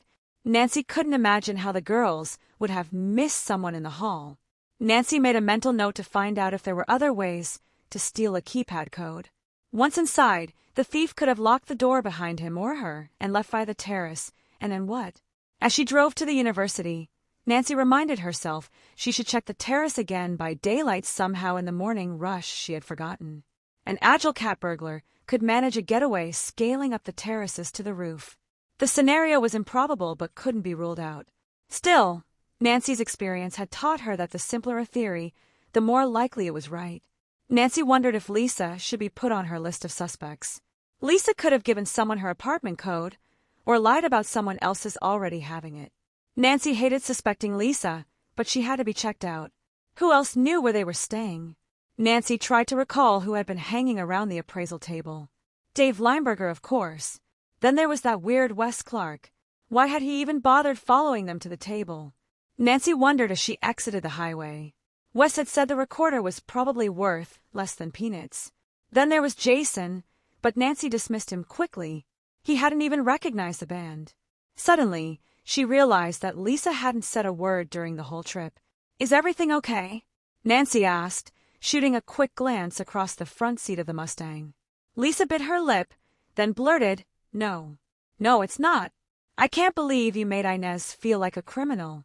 She's a friend of mine, Nancy, and she's an honest person. No way she's involved in these burglaries. I'm sorry she felt that way, Lisa. But to solve this, I have to question everyone. She gave me some good information about the company's databases.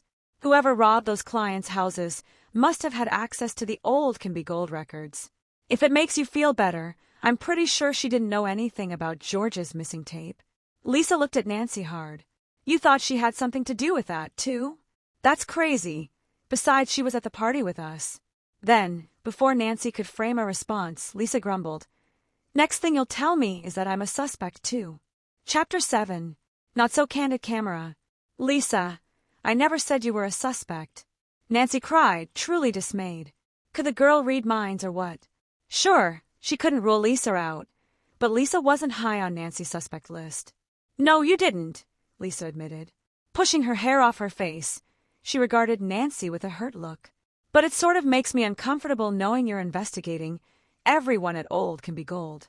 We're all friends and colleagues." Nancy hurried to reassure Lisa. "I'm just trying to do my job, and I have to ask lots of questions.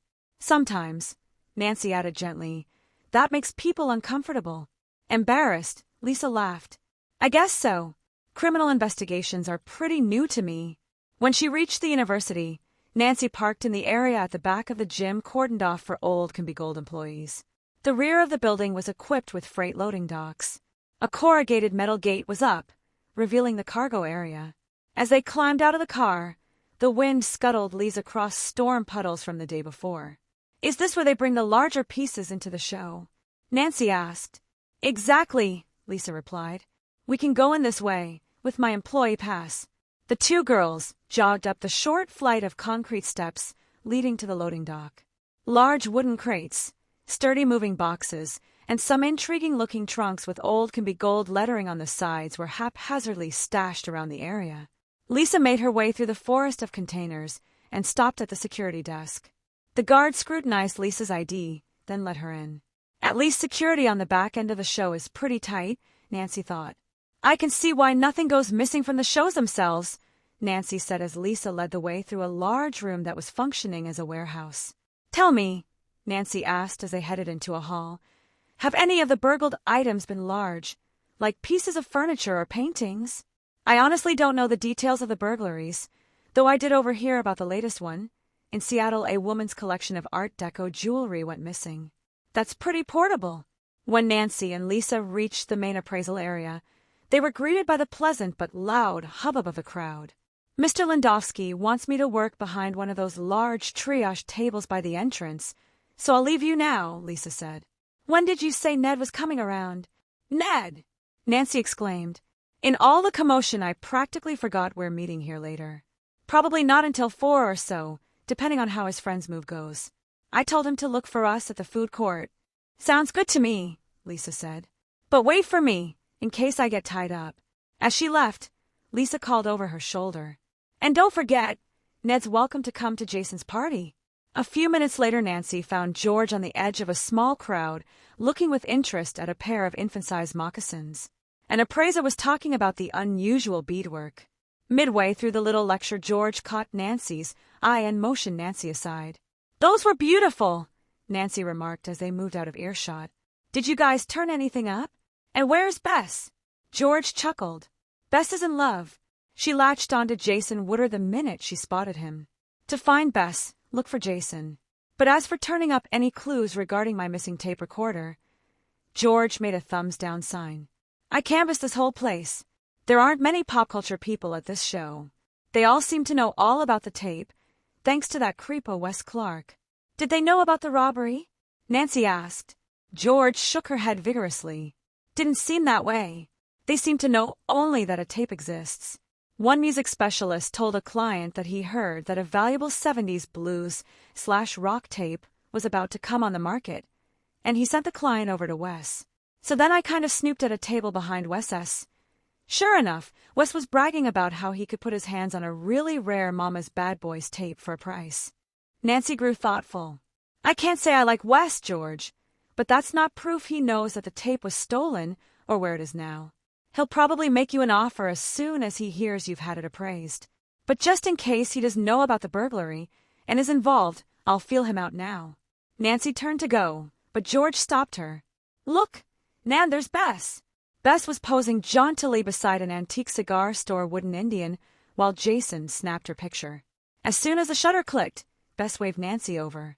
She looked particularly pretty, with her cheeks glowing and her baby blue eyes bright. She's head over heels already, George murmured. More like Jason's been nabbed, Nancy whispered as they approached. Hi, guys, look who I found.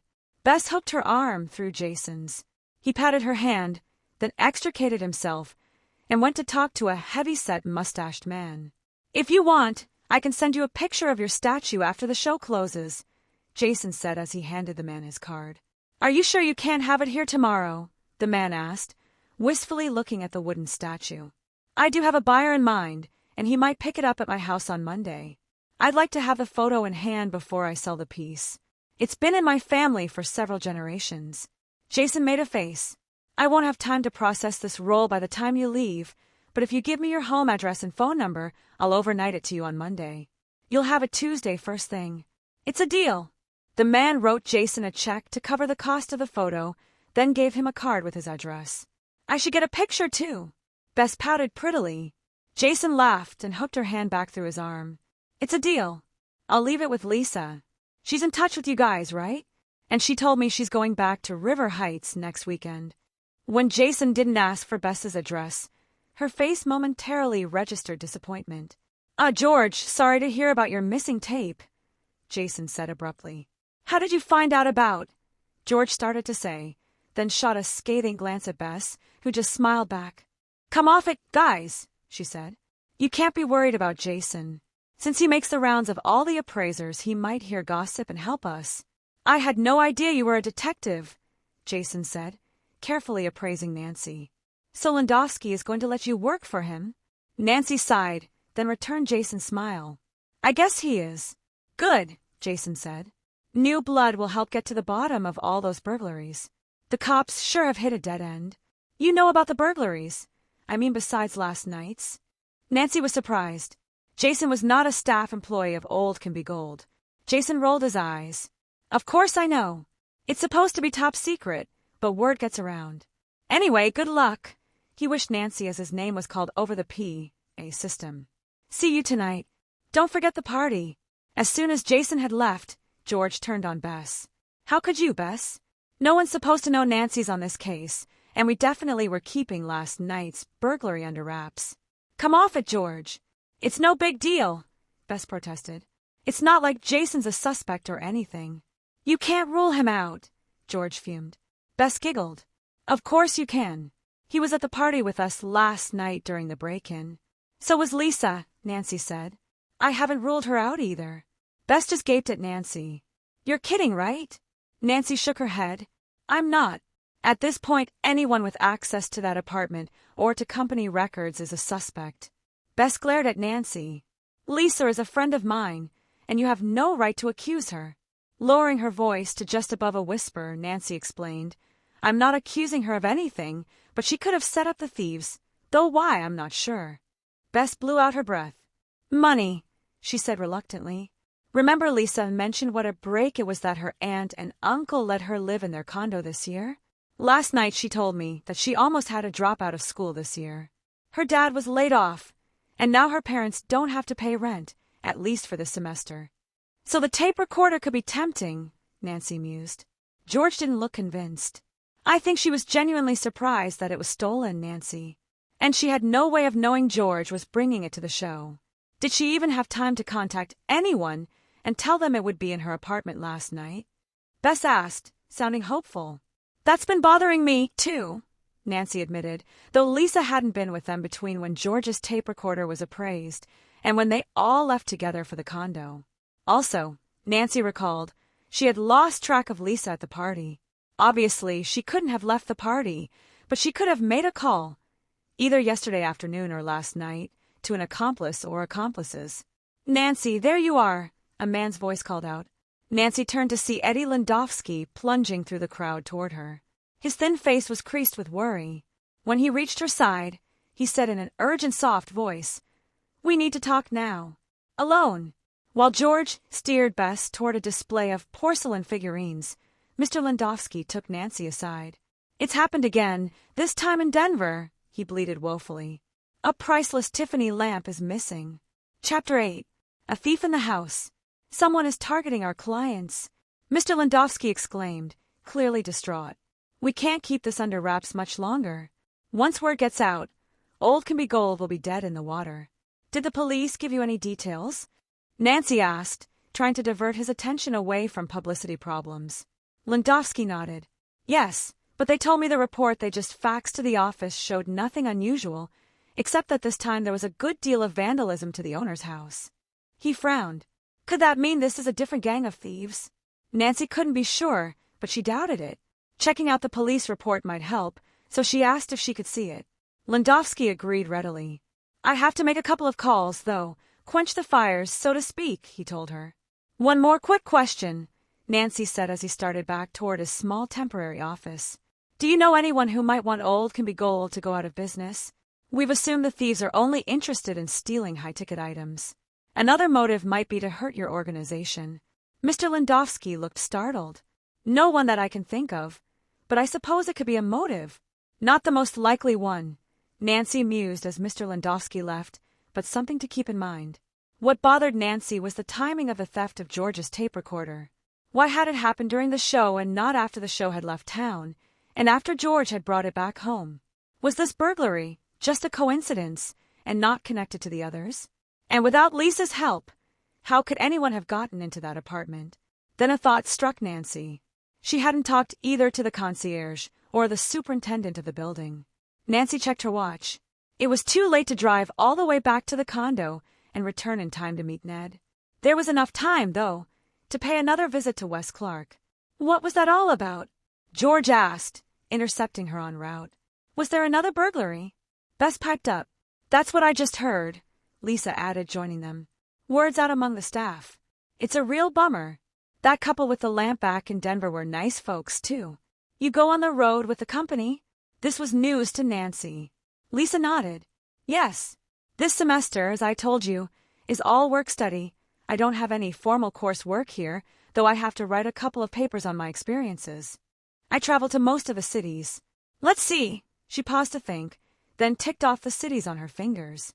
"I was in Dubuque, Fargo, Boise, Seattle, and then in Denver." "Doesn't give you much time to enjoy that condo," George remarked. "Believe me, I'm here enough to have gotten used to the luxury. And life on the road is fun, but I don't have to do it long enough for it to get old.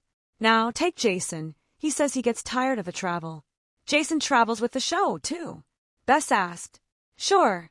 Not everywhere. Although we were in Denver and Seattle together, I guess it depends on his other freelance assignments.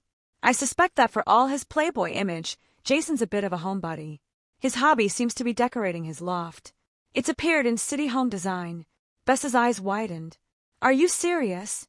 When Lisa nodded, Bess clasped her hands together and sighed. "I cannot wait to see the loft." "Speaking of Jason's loft," Lisa said, "it turns out I can't go back home with you guys before Jason's party."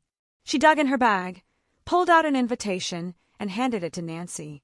"I have to stay here until closing time. Ethan or someone will give me a ride. I'll meet you guys there. Fortunately, I have a change of clothes here."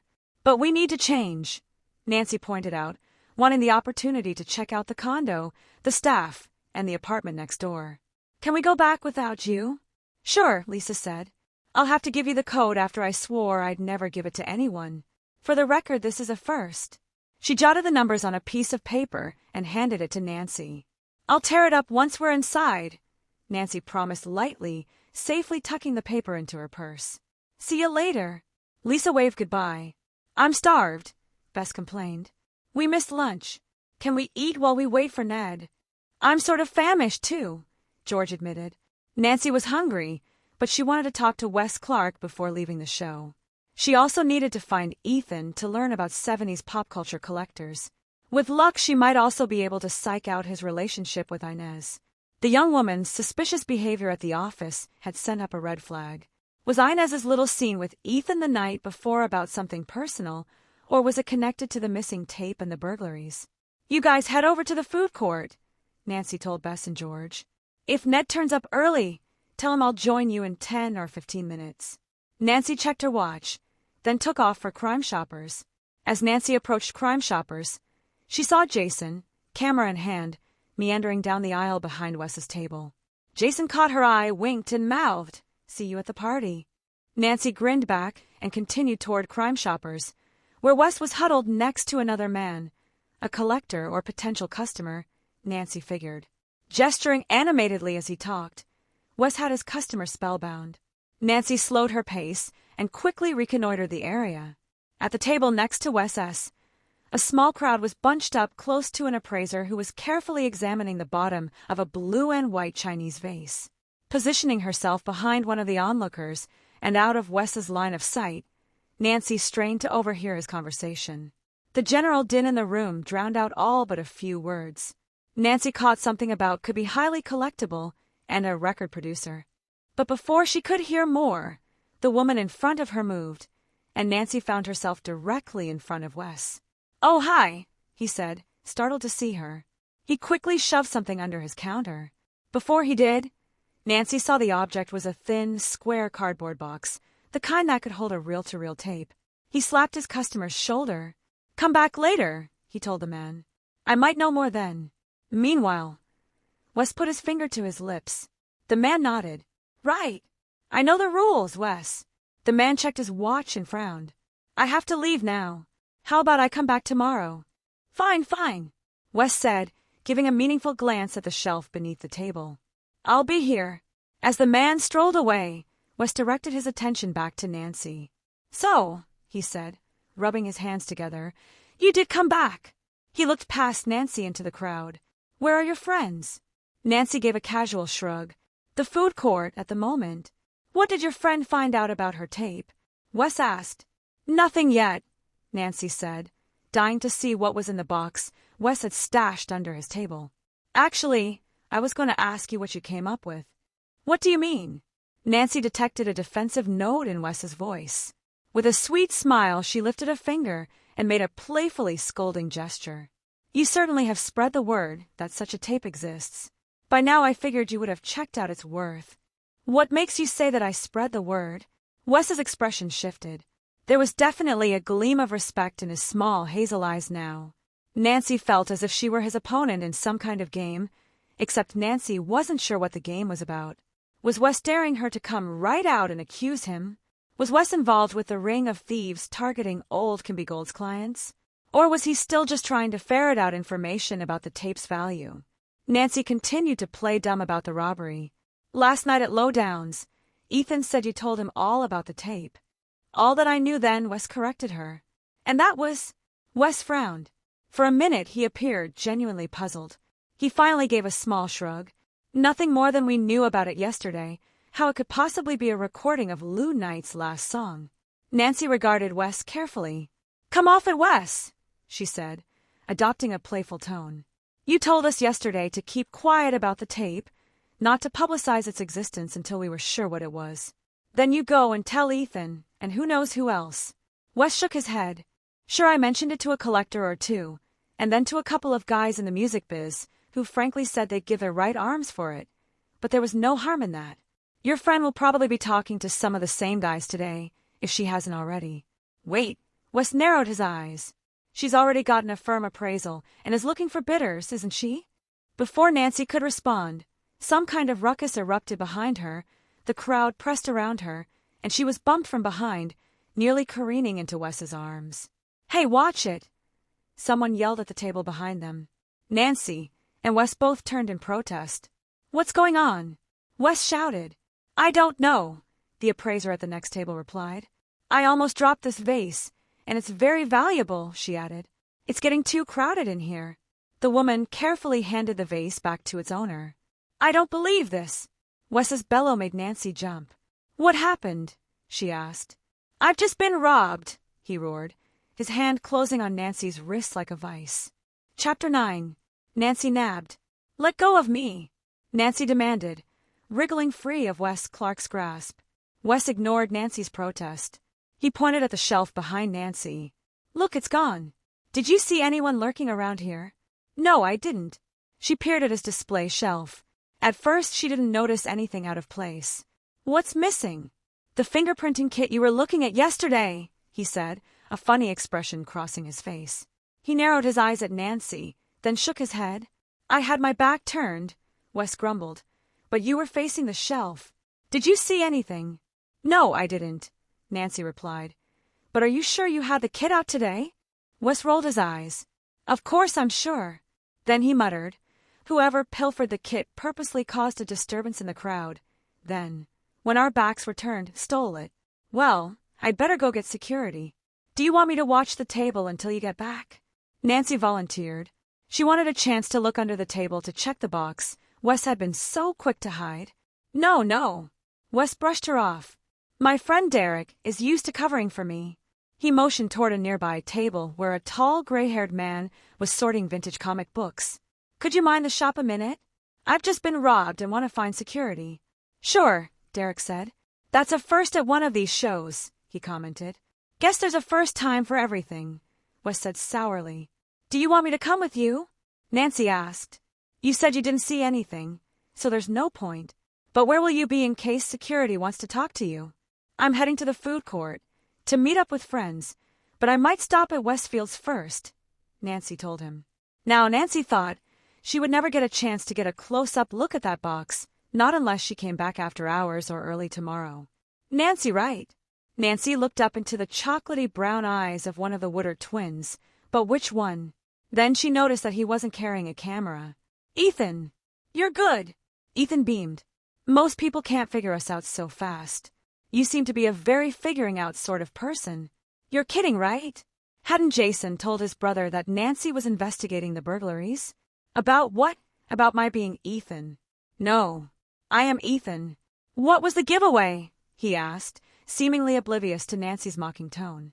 Nancy decided to play along and take Ethan at face value. No camera. Then, she realized that wasn't the only difference between the twins. Ethan's general demeanor was a bit more snobbish than his brother's.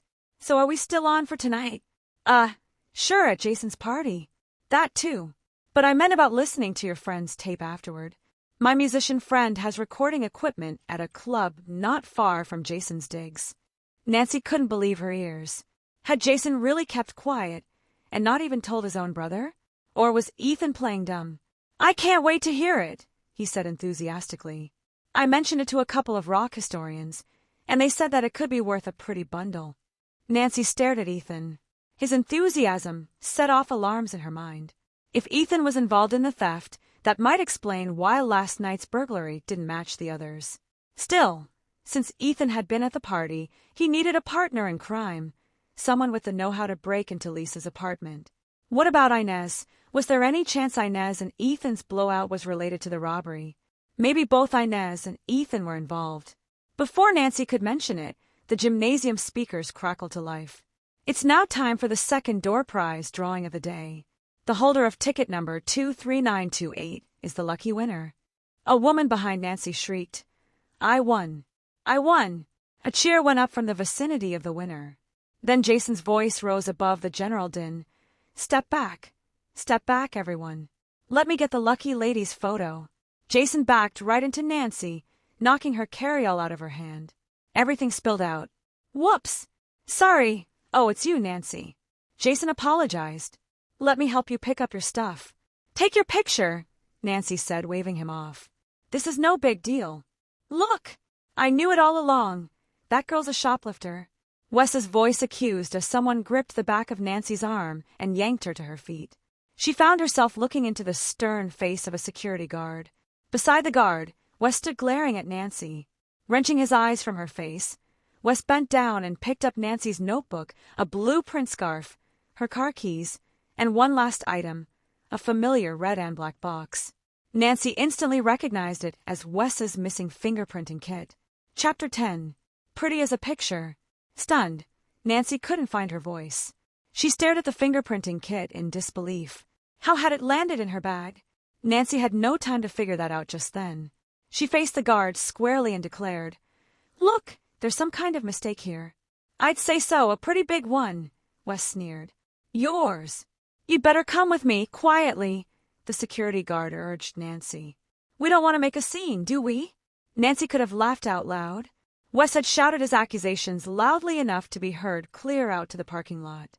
Drawn by the commotion, a curious crowd was already clogging the aisle. Nancy ignored the gentle pressure of the guard's hand on her elbow and refused to budge. "I did not steal that kit from crime shoppers. I don't know who did, but whoever it was must have planted it in my bag." Wes scoffed. "Sure, and the moon is made of green cheese. What's going on here?" George cried, elbowing her way to the front of the crowd. Relief swept over Nancy at the sight of her friend. Right behind George was Bess, and behind Bess, a familiar tall, dark-haired figure. "Ned!" At the sight of her boyfriend, Nancy could have cheered. "Nancy!" he gasped, staring first at Nancy and then at the security guard. "What do you think you're doing?" Ned asked the guard angrily. "Let her go now." "Look, mister, you stay out of this. This girl was caught red-handed with stolen property." "Stolen property?" Bess shrieked. "Are you guys nuts? Tell them, Jason. Tell them about Nancy." "Look, Blondie, stay out of this," Wes commanded. "Wes," Jason broke in. "I'm sure there's some mistake." "Tell him Mr. Landowski will vouch for me," Nancy urged Jason. "I'll try to find him," Jason said, turning to go. "I'll page him," the guard said. "Though just because the girl knows him doesn't prove she's not a thief." As the guard punched a number in his pager, Ned sidled up to Nancy and squeezed her hand. "What's going on here?" he asked softly. "A lot's happened since last night." "I'll fill you in later," she murmured. "Here's Mr. Landowski now." Eddie Landowski was pushing his way through the crowd. "What is going on here, Hugo?" he asked the guard angrily. Then he spotted Nancy and his eyes widened. "Nancy, what happened?" Before Nancy could open her mouth, Wes answered. "She was caught red-handed with goods she shoplifted from my table." "That's crazy." Mr. Landowski dismissed Wes's charge with a wave of his hand. "Nancy is no shoplifter. She's working for me." Nancy winced, inwardly begging him not to blow her cover. "Undercover, because some small items have gone missing, and I wanted her to check out shoplifters." "Man, no one told me about this." The guard looked annoyed. Mr. Landowski said curtly, "Well, now you know." Wes looked disgruntled. "Look, Mr. Landowski, how do you explain this in her bag?" He showed Mr. Landowski the fingerprinting kit. "Maybe a real shoplifter planted it," George suggested. "My thought exactly," Mr. Landowski said. "Are all the parts still there?" he asked Wes. Wes nodded reluctantly. "You're not going to let her get away with this," he fumed. Mr. Landowski held firm. "I'm sure this has to do with her ongoing investigation." As the crowd dispersed, Nancy motioned for Ned, George, and Bess to wait up. "I've got to talk to Mr. Landowski alone, but then let's head back to the condo." "You can follow us," she told Ned. "I don't have a car." "We drove up from Emerson in Russ's car. They dropped me off here to meet you. So we'll all leave together then." Nancy dug in her purse for her coat check and handed it to George. "Why don't you get the coats, and I'll catch up with you by the front entrance." When her friends left, Nancy pulled Mr. Landowski aside. "How did that kit get into your bag?" "I know you didn't steal it," Mr. Landowski said. "Beats me," Nancy said, feeling angry and used. "It's a good bet that whoever planted it is on to me." "Do you have any leads?" Landowski asked, pushing up his glasses. Nancy shrugged. "Yes and no. I have a couple of suspects, but the clues are still too vague to put together. I'll update you later or tomorrow." "Just keep me posted," Eddie Landowski told her. "I don't like the idea that someone is on to you. Things could get dangerous." Driving back to Lisa's condo, Nancy caught Ned up on events. "Your theory that whoever wants you off the case planted Wes's kit in your bag makes sense," Ned said. "Any prime suspect?" Nancy slowly shook her head. Not really. Just strong possibilities. Propping her arms on the back of the front seat, George leaned forward. When would someone have had a chance to put that kid into your bag? The commotion at the porcelain appraisal table had given any thief the perfect opportunity to steal something, Nancy decided. There was one chance when I was at Wes's table, and another when I was talking to Ethan a little later. So Wes was around, Bess pointed out. Nancy nodded. And who's to say he didn't plant the kit when he brought the guard over? He picked it up off the floor, not Jason. Jason was there, too, George remarked. Come to think of it, Jason had 2 chances to plant the kit. I saw him near Wes's table before this commotion started in the crowd. And he was snapping pictures right before I dropped my bag. Nancy paused. I think he knocked into me. Not Jason, Bess huffed. No way, though I wouldn't put it past his snobby brother. Who, by the way, Nancy informed everyone, still thinks he's going to hear the tape tonight. You didn't tell him it was stolen? George asked. More to the point, Jason didn't tell him, Nancy observed. Now that's hard to believe, George said. If I had a twin, I'd let him in on the fact that the tape he was so interested in was lost. Ned shrugged. Maybe, but just because they're twins doesn't mean they get along. Good point, Ned, Nancy said. I'm not sure if they do get along, but I get the feeling that they aren't very close. So Ethan might or might not have known about the theft, Bess said. But if he did, then he should be a suspect. Believe me, Bess, I haven't ruled anybody out at this point, Nancy said, pulling into the underground garage at Lisa's condo. What gets me, Ned said as they climbed out of the car, is that the other items stolen are so different from the tape. Part of me thinks the theft of George's tape is just coincidental, Nancy admitted as they waited for the elevator. She handed Bess the paper with the code to Lisa's apartment. I've got to check out a couple of things with the staff here. Why don't you guys get changed? I'll be up in a few minutes. Nancy jogged up a flight of stairs to the basement level and found the super repairing a screen in his workshop. She introduced herself as a friend of Lisa's. Did you hear about the burglary last night? She asked. What burglary? He said in a heavy Russian accent. I cannot believe an apartment in this building is robbed. This place is like, what is the name of that place with all the money in it? Fort Knox, Nancy supplied. I hate to tell you this, but whoever broke and didn't have any trouble accessing Lisa's apartment. You mean apartment 20H? Yes, Nancy said. Do you know who has access to the door? You mean the code? The super shook his head. No one, unless the girl or her relatives gave it to someone. Sometimes people do give a code to someone, to water plants when they are away, or in case they forget it. How do you get in if there's a plumbing problem, or if some other emergency comes up when no one's home? The super's smile faded. You think I do this? All the time people think, because I come from another country I am not honest. You police. His eyes narrowed with suspicion. No, Nancy said quickly. I'm not the police, and I'm not accusing you of anything. I just need to know if there's any other way into the apartment, or if someone can use your code. The super shook his head vehemently. To go into apartment if there is emergency, I use special code, like you say, and I need to have another employee of building with me. Also, I have to let management know by phone that I am accessing apartment. So the building security was tight, much as Nancy suspected. Nancy thanked the man and headed up to talk to the doorman. She remembered she hadn't asked the super who had rented the apartment next door to Lisa's. Well, the doorman might know, she told herself. What luck, Nancy thought as she approached the tall, uniformed man leaning on the concierge's desk, reading his newspaper. The same guy as the night before was on duty. He seemed to recognize her instantly. Ms. Peroni's friend, he said as she approached the desk. Good, Nancy thought he remembers faces. Nancy glanced at his name tag. Carl, she said. I don't know if Lisa told you, but last night something was stolen from her apartment. Carl seemed amazed. Last night? When? The police never came on my shift. Nancy made a face. No, and they aren't coming over. What went missing sort of falls into the category of petty theft, and I guess they have more serious crimes to investigate. I hope you filed a report at least, Carl told her. We did, but I wondered if you noticed anything suspicious last night, or late yesterday afternoon when we came in. Did anyone you didn't recognize follow us upstairs? Carl shook his head instantly. No, why? He paused. You think someone saw her punch the door code? Could be, Nancy admitted. I can't swear no one was lurking anywhere in the building. I'm not at the desk every minute.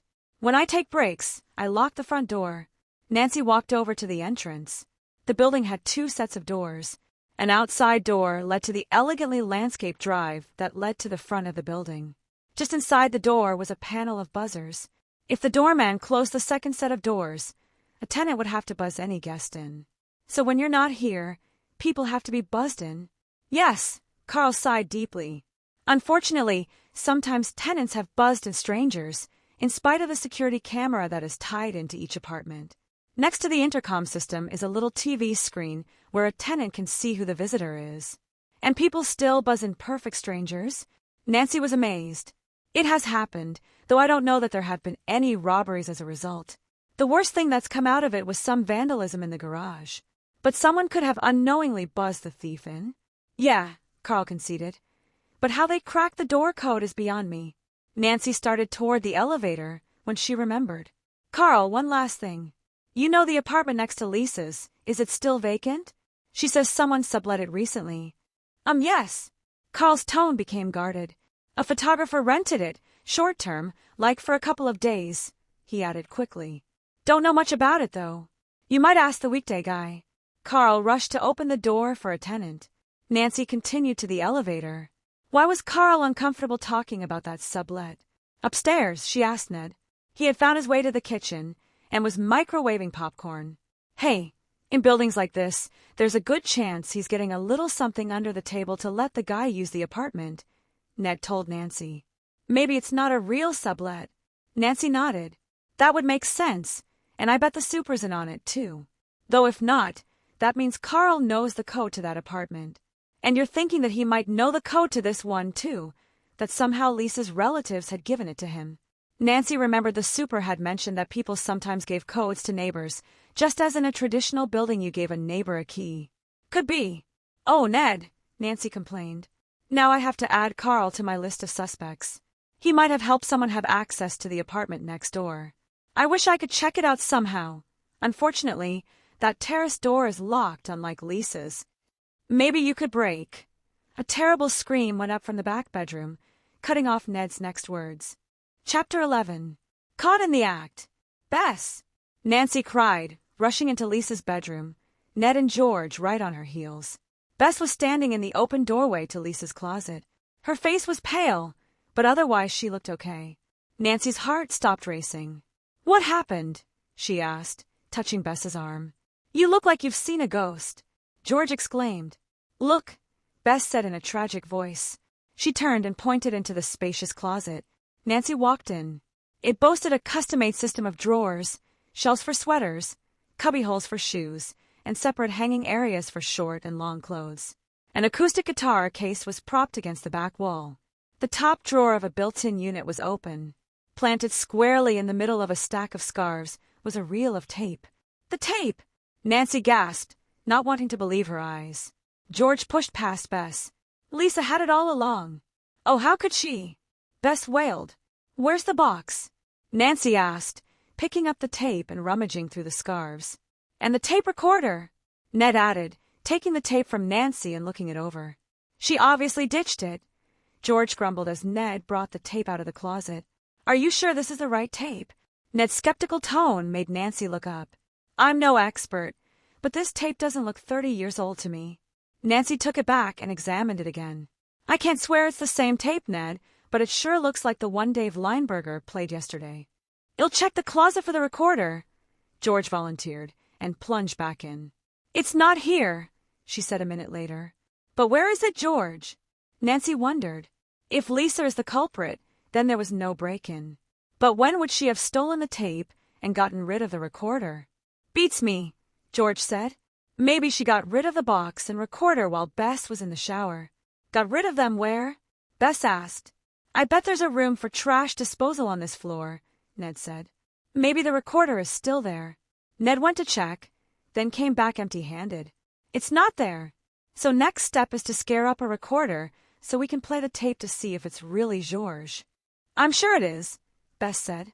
I mean, why would Lisa have a tape she couldn't even play? More like, why would she hide it? George said, irritated. So where do we find a machine? Nancy wondered. That's easy, George said. I'm supposed to bring the tape to the party tonight to have Ethan's buddy check it out. Maybe we should leave Ethan out of this, Ned suggested. But I've got a friend who might help us out. Who? Nancy wondered. One of my frat brother's dads owns a blues club here in Chicago. He can probably scare up the right equipment on pretty short notice. That would work, George said. We can go now. No, Nancy contradicted. Not now. Ned, call him and tell him we'll come over later. I want to go to that party first. To confront Lisa? George asked. No, not until we hear the tape. And Bess, don't tell Lisa or Jason we found it. Remember, we're not 100% sure this is the missing tape. I hate that Lisa's the bad guy here, but at least you're getting closer to solving the puzzle, George said. I wonder, Nancy mused aloud. Lisa stealing the tape doesn't prove that she was involved in the other burglaries. Now, why do I get the feeling you don't quite believe Lisa's guilty? Ned teased lightly. Because my gut instincts tell me she isn't. And Lisa wasn't anywhere near me when the fingerprinting kit was taken. Nancy checked her watch. Let's get ready for the party. An art opening should be the perfect place to nose around. What a scene, Ned remarked as he, Nancy, and George lingered near the front door of Jason's loft, waiting for Bess to return from the restroom. The place was wall-to-wall bodies. Outfits ranged from almost formal to extremely casual to outrageous, but always stylish. To freshen up their outfits, Nancy and George had traded pieces. George was wearing Nancy's black trousers, while Nancy was wearing George's miniskirt. No wonder this place was featured in a design magazine, Bess commented as she joined them. You won't believe his collection of vintage photos. I spotted 2 Edward Weston prints on the wall. This guy must be loaded. Maybe his family has money, Ned suggested, hands in the pockets of his dark cords as he surveyed the room. Nancy had no idea, but she remembered Jason's teasing Ethan about his not making much money at his Westfield's job. Obviously, Jason was the more successful of the 2 brothers. Still, Nancy hadn't expected to find such an expensive art collection or such a sumptuously catered affair. Exactly how did Jason manage to support his expensive tastes? Fencing museum-quality collectibles would be a tempting option. Now that Nancy thought of it, Jason's business contacts, like Lisa's, Inez's, and Wes's, might provide just the right connections. Putting aside her frustration, Nancy said, Why don't we split up? George, you feel Ethan out about the tape. He expects me to have it with me, George said. But I'll pretend I forgot it. Good thinking, Nancy said. Bess, why don't you keep Jason occupied? See if you can hang out with him. Ask him about his art, whatever. Bess smiled broadly. Looking around, she said, I might have trouble getting close to him, though. Oh, by the way, I saw Lisa on my way back from the restroom. You'll be proud of me. I just said hi. Bess appeared troubled for a moment, but then she brightened. But, hey, hanging with Jason's not bad. What about me? Ned asked playfully. Don't I get to help? Nancy grinned. Mingle. Be the social soul you are. Keep an eye on the people Lisa talks to. That might give us a lead. So you don't think she was working alone? Not if she's involved in the other burglaries. But if it's just the tape she's stolen, then she's a dead end. Which I think would make you happy, Ned predicted. Right. I doubt George would press charges once she had the tape back. Without the tape, the recorder isn't worth anything. As Ned strolled off in search of Lisa, Nancy worked her way through the crush, heading toward Jason's exhibit. Nancy! Lisa grabbed Nancy's arm. She took in Nancy's outfit and grinned. So you made it home okay. I'm so sorry to have stranded you guys. Nancy managed a small smile. How could Lisa play so innocent? She was half tempted to confront her, but Lisa wasn't going to give her time to get a word in edgewise. Lisa rolled her eyes. This turns out to be an all-work, no-play party for me, though Ethan said something about getting together later, with George, whatever. Anyway, I've got to socialize. Right. Oh, and I heard about your run-in with Wes today. Lisa pursed her lips. Mr. L.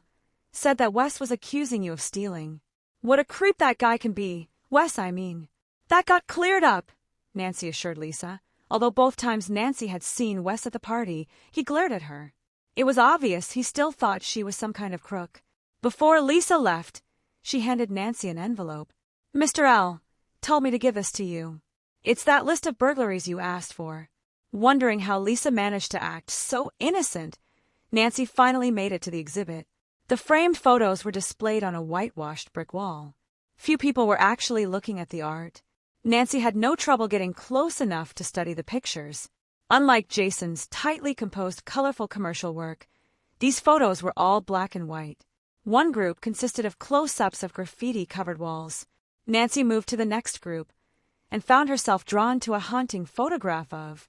Nancy wasn't sure which twin until she read the title. My brother, my keeper. Ethan, she murmured, amazed at the brooding photo. Ethan was sitting in a small, simply furnished room. Bookshelves on either side of his easy chair were crammed. The room and Ethan were in stark contrast to Jason and his elegant digs. The only items of value in the photo were 5 or 6 rock posters on the wall. Nancy recognized one as being from the first USA tour of the Beatles, back in the 1960s. If the poster was the real thing, Ethan must have paid a lot to acquire it. The series is called How the Other Half Lives. Nancy looked up. Jason or Ethan?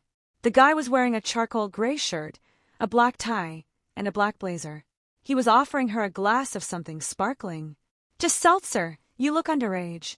Nancy took the drink and sipped it, glad for the cold refreshment. The room, in spite of the cool evening, was hot. He means me, of course, the twins said, taking a sip of wine. Oh, Ethan, hi. Nancy wondered why the two brothers were dressed alike. The brief glimpse she'd had of Jason earlier revealed that he was dressed in black and gray as well. These photos are pretty incredible. He's good, you know. I can't deny that. What does bug me is he might get famous for these pictures someday, and they are, after all, a kind of put-down of me. Jason is always mocking my lifestyle. Which is? Nancy probed, taking another gulp of seltzer. Minimal. Ethan laughed. I can't afford any of this. How Jason does is beyond me, but, hey, he's the guy who charged $2 a glass for lemonade and sold out faster than any kid on the block. He's got a talent for money, I guess. Anyway, I'm the family dork. I'd rather work at a low-paying job doing what I love, and one that leaves me time to pursue my real passion. I thought appraising antiques was your passion. Don't get me wrong, Ethan went on. I adore antiques and the amazing things people have collected over the years. Every piece has a history, fascinating stories. Usually just family stories, but sometimes you find something George Washington might have handled. Nancy had to stifle a yawn. So then what else are you passionate about? Music. 70s rock music specifically. I'm working on a history of the era. I've already got quite a good discography, you know, a list of all the releases in each given year. You're writing a history of 70s rock? You bet. And I might even have a publisher soon. I met an agent at one of these parties, and he's trying to interest Tumbleweed in taking it on. My hook is to have a website for the book where, for a small fee, readers can download bits of songs mentioned in the text. Tumbleweed was a leading rock magazine that had started a book publishing business, part of which was on the internet. Nancy would have been impressed, except she was too busy trying to fit in this new piece of the puzzle.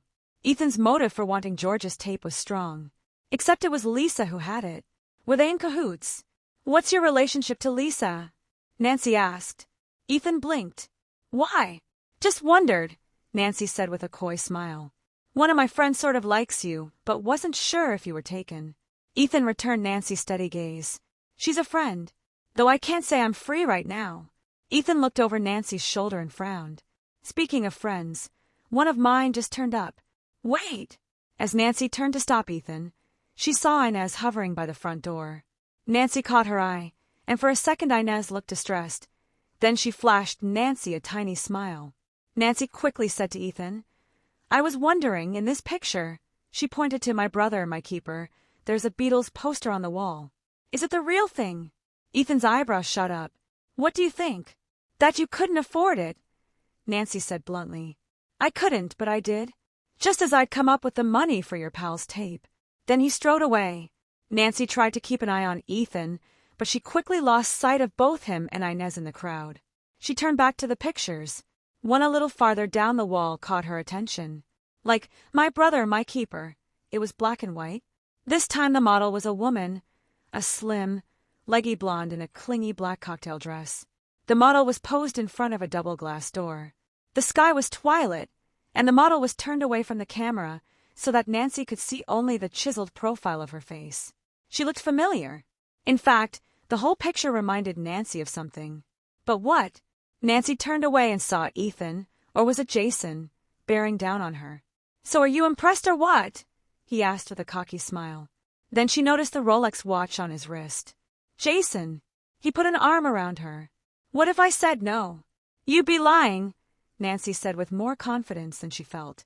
"I was just speaking with Ethan about your picture of him, and he was less than enthusiastic. Don't deny it." Nancy evaded the question to press one of her own. "So why do you dress alike?" "We're twins. It's fun, but it's not like we call each other and plan what to wear. I like fooling people, and I know Ethan's wardrobe is limited. He has only one art-opening outfit.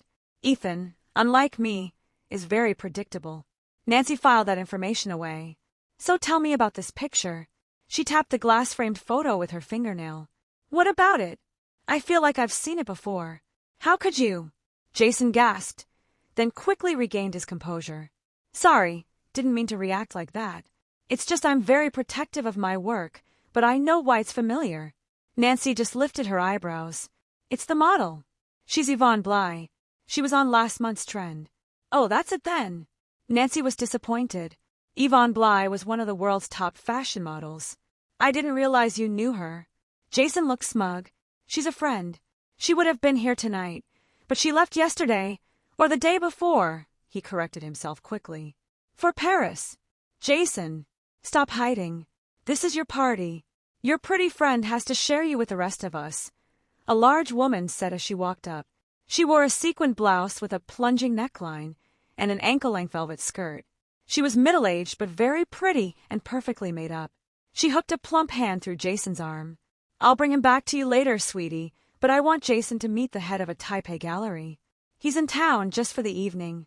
Before heading for the restroom, Nancy cast one last glance at the photograph. The title was simply By Dark of Night. Something about the picture bothered Nancy. Maybe it was the fact that she hadn't recognized the model. Nancy got in line for the guest bathroom. While she was waiting, she noticed the entrance to Jason's work area. He had partitioned off a small room in the back of the loft. In one corner was a door marked darkroom. One wall was covered with windows, opening out onto a fire escape. In front of the windows was a long desk, and on the desk were a single lamp, which was lit, a computer, a scanner, some photographic equipment, and a stack of photos. Nancy walked into the room. She stared at the top photo and smiled. In spite of his party boy image, Jason was obviously a hard worker. He had already developed the photo she'd seen him take earlier that day, the one with the man in front of his wooden cigar store Indian statue. Nancy realized Jason must have a pretty good color darkroom to be able to get such professional results. That was his business, though she reminded herself, and he had the money for top equipment. She cast a quick glance over her shoulder. No one was watching, and it still wasn't her turn for the bathroom. She picked up the top picture. The next one showed Bess and the man and the Indian. Bess looked terrific, though Jason, in spite of his flirting, had done a good job capturing the Indian, catching it at an angle that partially cut off Bess. She began thumbing through the stack of prints. There was one of George and her and Bess the day before, and right dead center was the tape recorder. Nancy turned the photo over and frowned. Scribbled in a photographic pen was a note. "Night? Carrie! Tape!" Nancy flipped to the next picture, and her frown deepened. It was a picture of a young woman, grinning broadly as she held up a large, elaborate Art Deco brooch toward the camera. Nancy turned that photo over. Just a street address was penned on the back. The next picture in the pile was of a plump, grandmotherly woman in a pair of shorts and sandals, standing next to a wonderful Tiffany stained glass lamp. On the other side of the lamp was an elderly man, probably her husband. Nancy slowly turned the photo over, and her hand flew to her mouth as she read, Tiffany/777 Canyon Drive/Denver. "What do you think you're doing?" a furious voice cried behind her. Nancy spun to face the door. Jason was staring daggers at her, or was it Ethan? Chapter 12. Bad News Blues. Messing with stuff on my brother's desk is a real no-no. Believe me, I learned that a long time ago. Ethan, not Jason. Relief swept across Nancy. "I wasn't messing around," Nancy protested, then tried to look sheepish. "I really like your brother's work, And while I was waiting for the bathroom, I just peeked at his desk. Ethan eyed Nancy quizzically. Why do I get the feeling you weren't just casually checking over his stuff? His tone was curious, a little mocking, but not angry. Nancy took courage and added, well, I wasn't being completely casual. He took some photos of my friend Bess today, and I was looking to see if he'd develop them. And he has. Nancy grabbed the photo of Bess off the desk. Oh, your blonde friend, Ethan remarked. Nice shot. But then, what would you expect from Jason? He's a pro. He leaned over Nancy's shoulder and checked the photos. Nancy wondered if he was trying to see if she'd taken any. Suddenly he chuckled. I remember this picture. Those folks in Denver with that lamp. It was one of those great old can be gold moments. What they thought was a copy turned out to be a genuine Tiffany. Jason caught their expressions well. You sound as though you were there, Nancy said. I was. Seeing the expression on Nancy's face, he laughed. Don't look so surprised. Westfields loves the publicity, and contacts old can be gold provides. Why do you think most of the auction and appraisal houses pay for tables at these shows? Primo networking. Westfield sends me when there's no affiliated appraiser in the area. Nancy groaned inwardly. So Ethan had as much opportunity as Jason did to scout out the valuable items when the show was on the road. Ethan flicked out the desk light and closed the door behind them. Jason would not be happy if more people wandered into his study. I'm sure Jason will be glad you were looking out for him. Ethan winked at Nancy. Mum's the word. My brother thinks you girls are pretty cool. I don't want to disappoint him. And speaking of cool, I just spoke with George. It's too bad she zoned out and forgot to bring the tape. Nancy managed a casual shrug. Well, I guess she'll just have to have it checked out tomorrow at the show or back home in River Heights. Just then a woman came out of the restroom. Fortunately, Nancy was next in line, which made it easy to cut short her conversation with Ethan. See you later, Nancy told him. Once inside, she took out her notebook and ran her finger down the list of stolen items Mr. Landowski had mentioned. Her suspicions were confirmed. 3 of the stolen pieces matched photos of items she had seen in Jason's office. Next, Nancy checked the inventory of the robberies Lisa had given her. She wondered how many of the photos in Jason's study matched the stolen items on the list. She was tempted to slip back into the study, but that would be risky. She didn't relish breaking and entering, but she needed to investigate here when Jason wasn't around. Maybe tomorrow afternoon when he'd be at the show. After putting away her notebook, Nancy left the bathroom to search for Inez. Maybe she'd have more luck tonight, drawing the woman out. As she made her way through the crowd, Ned appeared at her elbow, ready to head outside. Nan, I think we'd better leave. I told my friend we'd bring the tape over around 11 when he'd be between sets. Bess went to get her coat. Nancy hesitated. I wanted to find Inez first. She works for Old Can Be Gold and may be mixed up in all this, she told him as Bess walked up. She had Nancy's jacket over her arm, too. If you're looking for Inez, Bess remarked, don't bother. She cut out after she and Ethan had a heavy conversation. Ethan's still here, though. He seems to have suddenly developed an interest in George. Bess jerked her head over her shoulder. Nancy saw George talking animatedly to Ethan. When George spotted Nancy, she headed directly for her, motioning Ethan to stay put. You're leaving? George asked. Look, I'm going to hang out here longer, she added, then lowered her voice. Ethan's a wealth of information about Lou Knight and Carrie Black. Anyway, if I wait until he can cut out of here, he said he'd show me something related to the tape. He's being pretty mysterious, but I thought I should follow through. He can drive me back to the condo afterward. Good idea, Nancy said. The more information we have about that tape and how this whole appraisal scene works, the better. Clutching the mic, the blues singer wailed the closing bars to his song. He let the last note float over the audience, gathered in the Backstreet Blues Club. The audience remained spellbound a second, then exploded into applause. Seated at a front corner table, Ned, Nancy, and Bess joined in enthusiastically. Ned, that was incredible, Nancy exclaimed, clapping until her hands hurt. Before Ned could reply, the singer announced the next set would begin in 45 minutes. The singer came down the side steps of the small stage and walked toward Ned's table, holding out his hand. Ned Nickerson, he asked. Ned jumped up as the singer introduced himself. Bobby Morgan. Greg's dad. Greg called earlier to make sure I'd reserve you a table. "These are my friends Nancy Drew and Bess Marvin," Ned told the musician. "We love the show," Nancy told Mr. Morgan. "That last song was awesome," Bess added, her eyes still misty. Bobby Morgan gave a little bow and beamed at the girls. "I thank you, but it seems you came because of some mysterious tape. Greg said you were pretty vague about it, but needed me to listen to it." "If you can, Mr. Morgan," Nancy said. "A friend found it in her attic, and we want to know if it's authentic. Ned said you were an expert on some of the rock blues crossover music of the late 60s and early 70s. Bobby's dark eyes widened. "You've got that tape? The one with Lou Knight and Carrie Black and Mama's Bad Boys." "You know about it?" Bess gasped. Bobby Morgan chuckled. "I heard it turned up at an appraisal show. You bet I want to hear it. Come on, I've got a reel-to-reel set up in the back of the club." He led them backstage to a small but fully functional recording studio. A bank of recording equipment and a technical console were set up on the near side of a glass partition. Behind the partition was a microphone with earphones draped across a music stand. A drum set was stashed in a far corner. "So where's the tape?" Bobby said. Ned took it out of his pocket. Before leaving the house, Nancy had carefully slid it into a self-locking plastic bag. Ned handed Bobby the tape. The musician looked at it with reverence. "You have no idea how many people have speculated about the existence of a tape of this jam session. Carrie Black mentioned it in some interview, but the tape had vanished." As he spoke, Bobby unpacked the tape, flicked on his reel-to-reel player, then carefully threaded the lead in an empty spool. He spun some knobs, then looked up with his fingers crossed.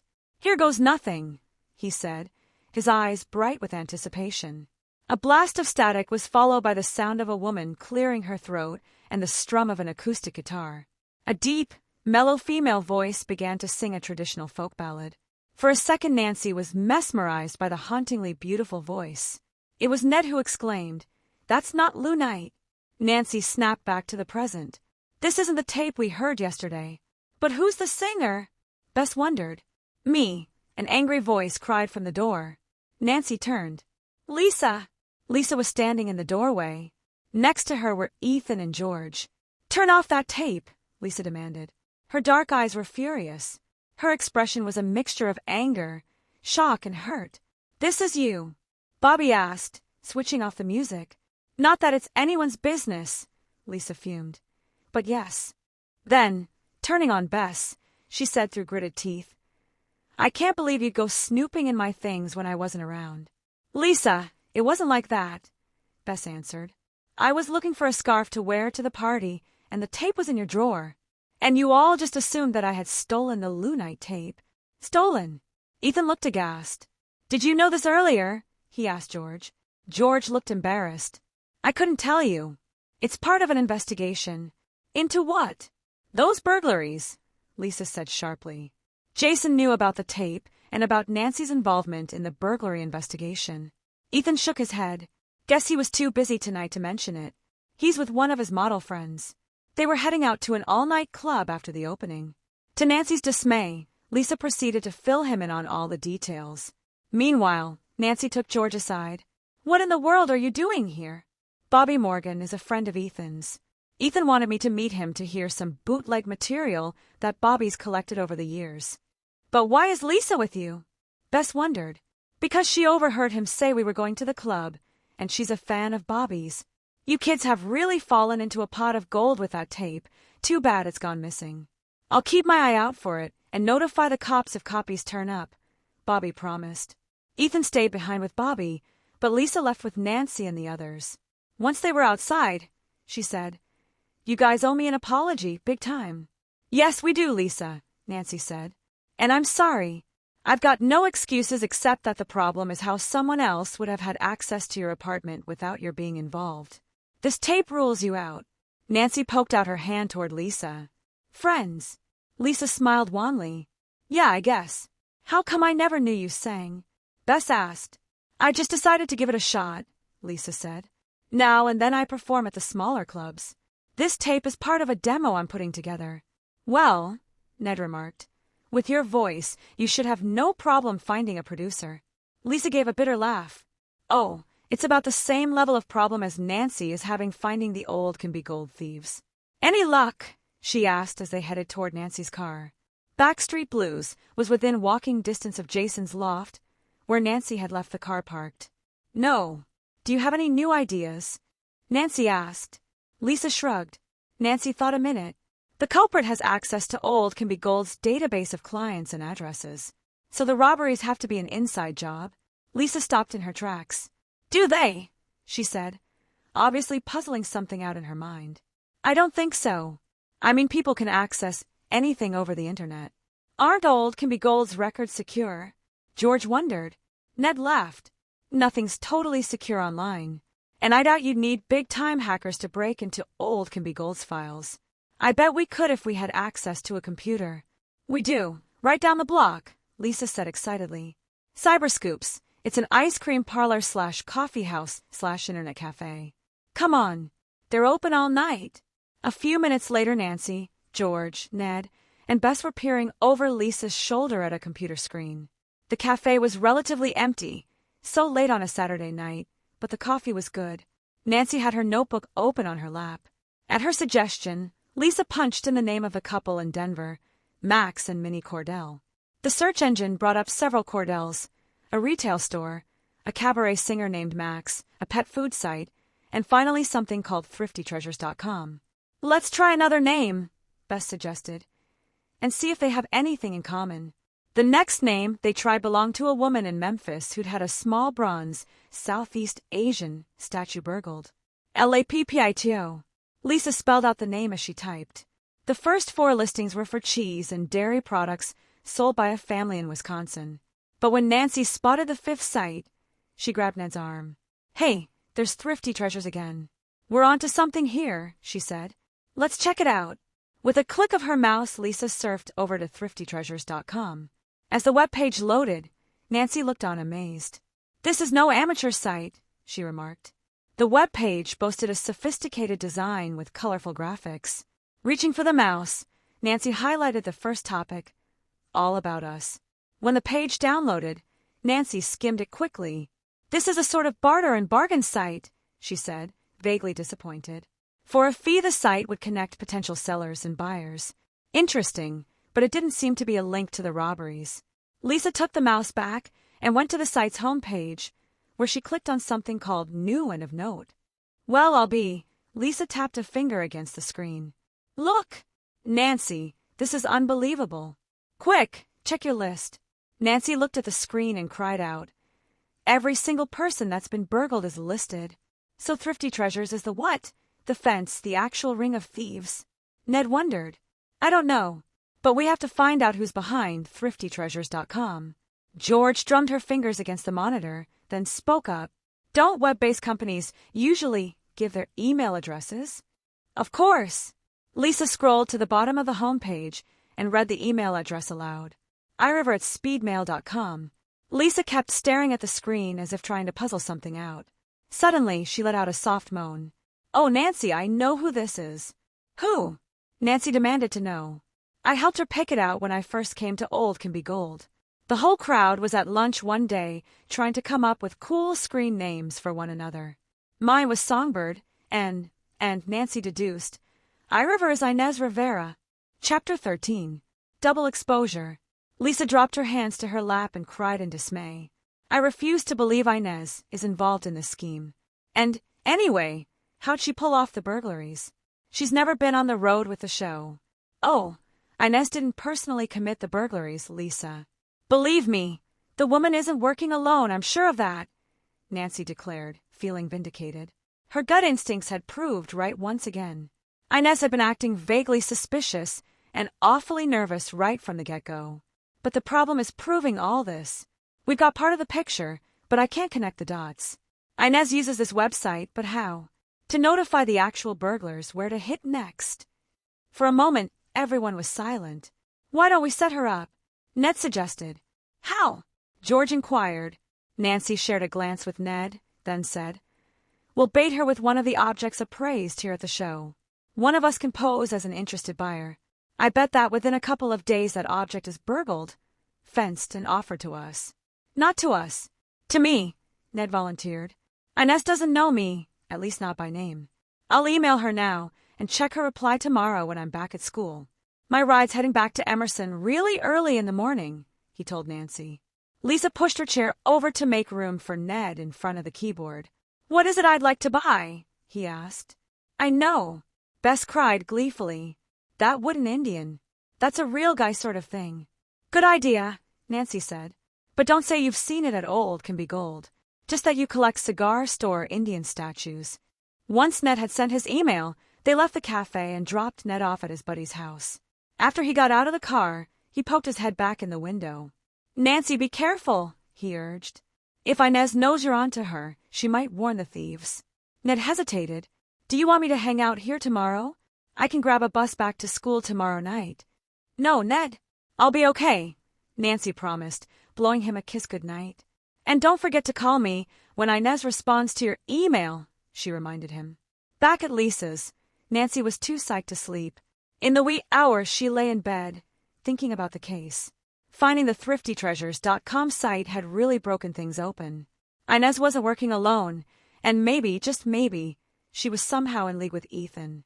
Like Jason, he had been on the road with the show.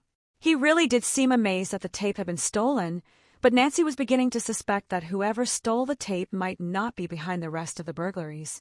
Inez and Ethan were connected to each other, and possibly to the crimes. Then there was Wes Clark. Nancy wanted to scout out his premises before the show reopened its doors later in the day. Maybe she should snoop around Westfields for any scrap of evidence to connect Ethan and Inez. As for Jason, his pictures were either proof he was part of the crime ring, or they were simply copies of photos he had sent to clients. Nancy dozed on and off until a faint, early dawn light filtered through the guest room windows. In the next bed, George was in a deep sleep, her breathing quiet and even. Moving very quietly, Nancy got up, grabbed her clothes, and carried them to the living room. There she dressed hurriedly in jeans, a sweatshirt, and sneakers, and tied her hair up in a ponytail. She started for the front door, then detoured to the kitchen, where she scrawled a hasty note. I'm off early to the show to check something out. See you there later. A few minutes later, she was pulling out of the garage. Across the lake, the gray sky was retreating before the first glimmer of sunrise. Traffic was almost non-existent that early on a Sunday morning, and Nancy reached the sports complex in less than 20 minutes. She parked her Mustang at the far end of the lot. To her surprise, several cars were already parked in the employee parking area. Then two men approached the loading dock. One wore a security guard uniform, the other a windbreaker with the words Max is hauling on the back. Nancy slipped behind the trailer of a truck and overheard them talking. Look, Will, I'm doing you a big favor here. I'm supposed to be at my post. The guys up top are nervous about a possible break-in. What luck! Nancy realized. The entrance to the complex was temporarily unguarded as the men ducked into the trailer of a moving van. Nancy leaped onto the loading dock and in through the freight entrance. She stopped at the open door to the gym to catch her breath and to make sure she hadn't been followed. The gym was quiet. Probably only the one guard was on duty. Only a few security lights were lit, casting long, mysterious shadows over the various appraisal booths, pieces of antique furniture, and statuary. The place felt positively haunted. Nancy decided to explore Crime Shoppers first. When Nancy approached Wes's table, her heart sank. He had cleared off his display shelves and the surface of his table.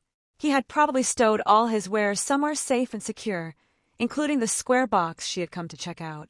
Not really expecting to find anything, Nancy lifted the tablecloth.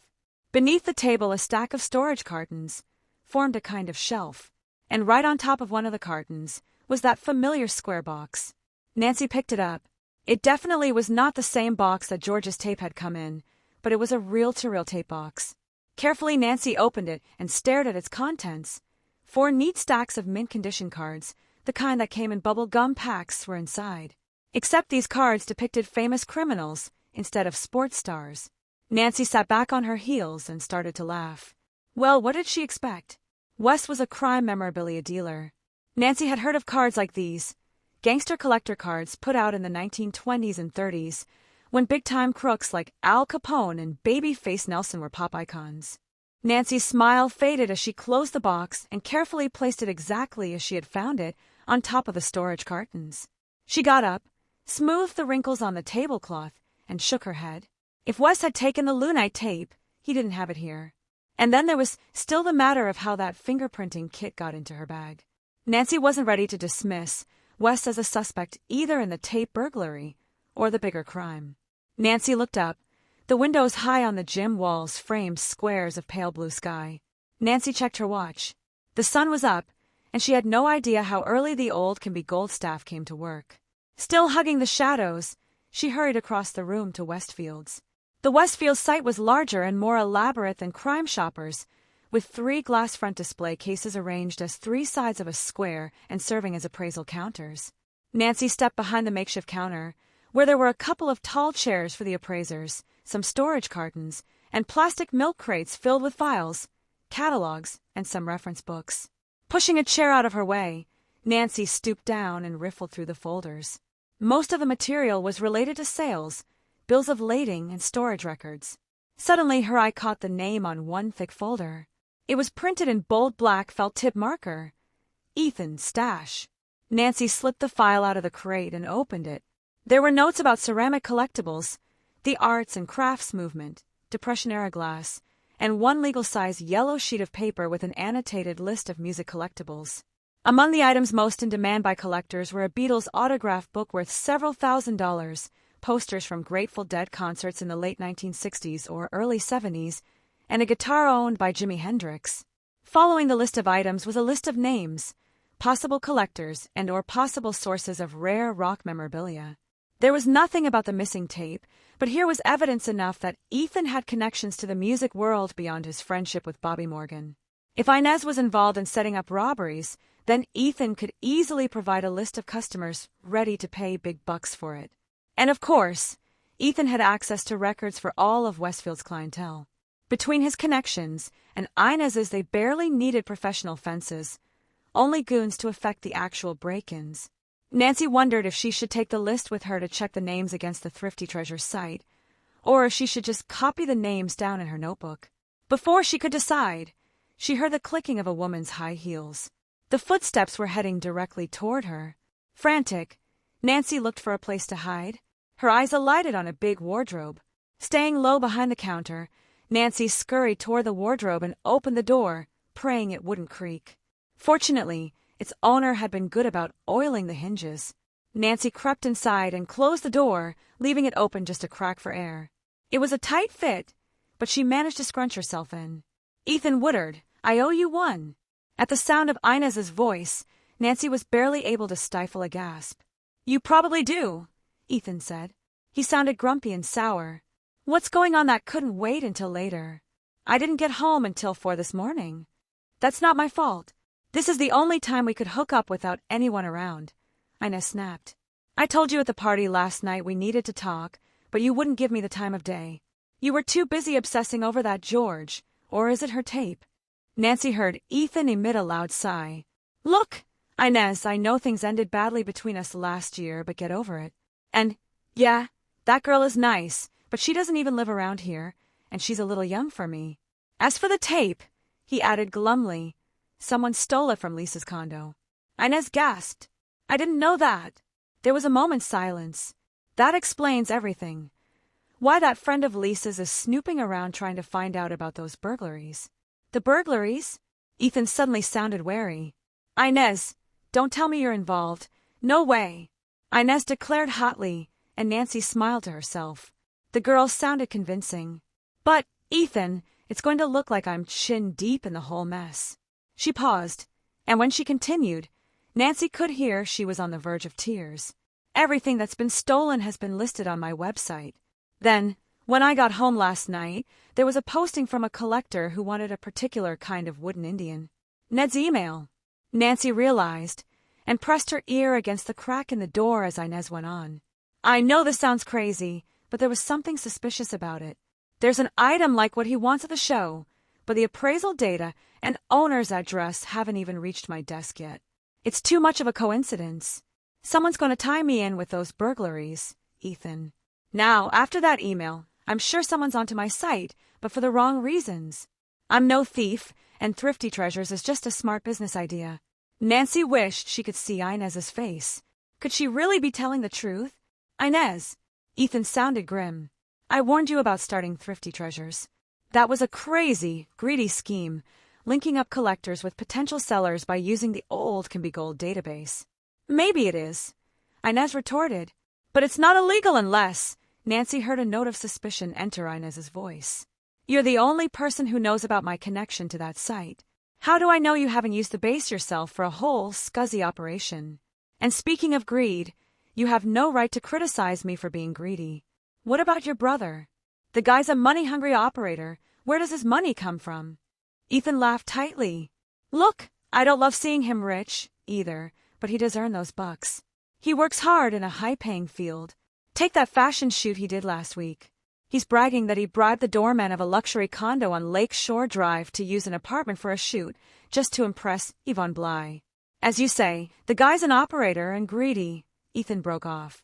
Hey, you're not accusing Jason. Maybe I am, Inez said. Just think, he could have learned about my site from you. You think I'd tell him? I promised I wouldn't tell anyone about the site, or your being behind it, Inez. I don't break promises, he added in an accusing tone. Why should I believe you? Ethan let out a bitter laugh.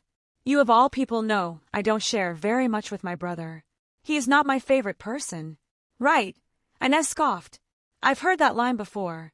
You guys put on a big show of not liking each other, but I've always felt it's just an act.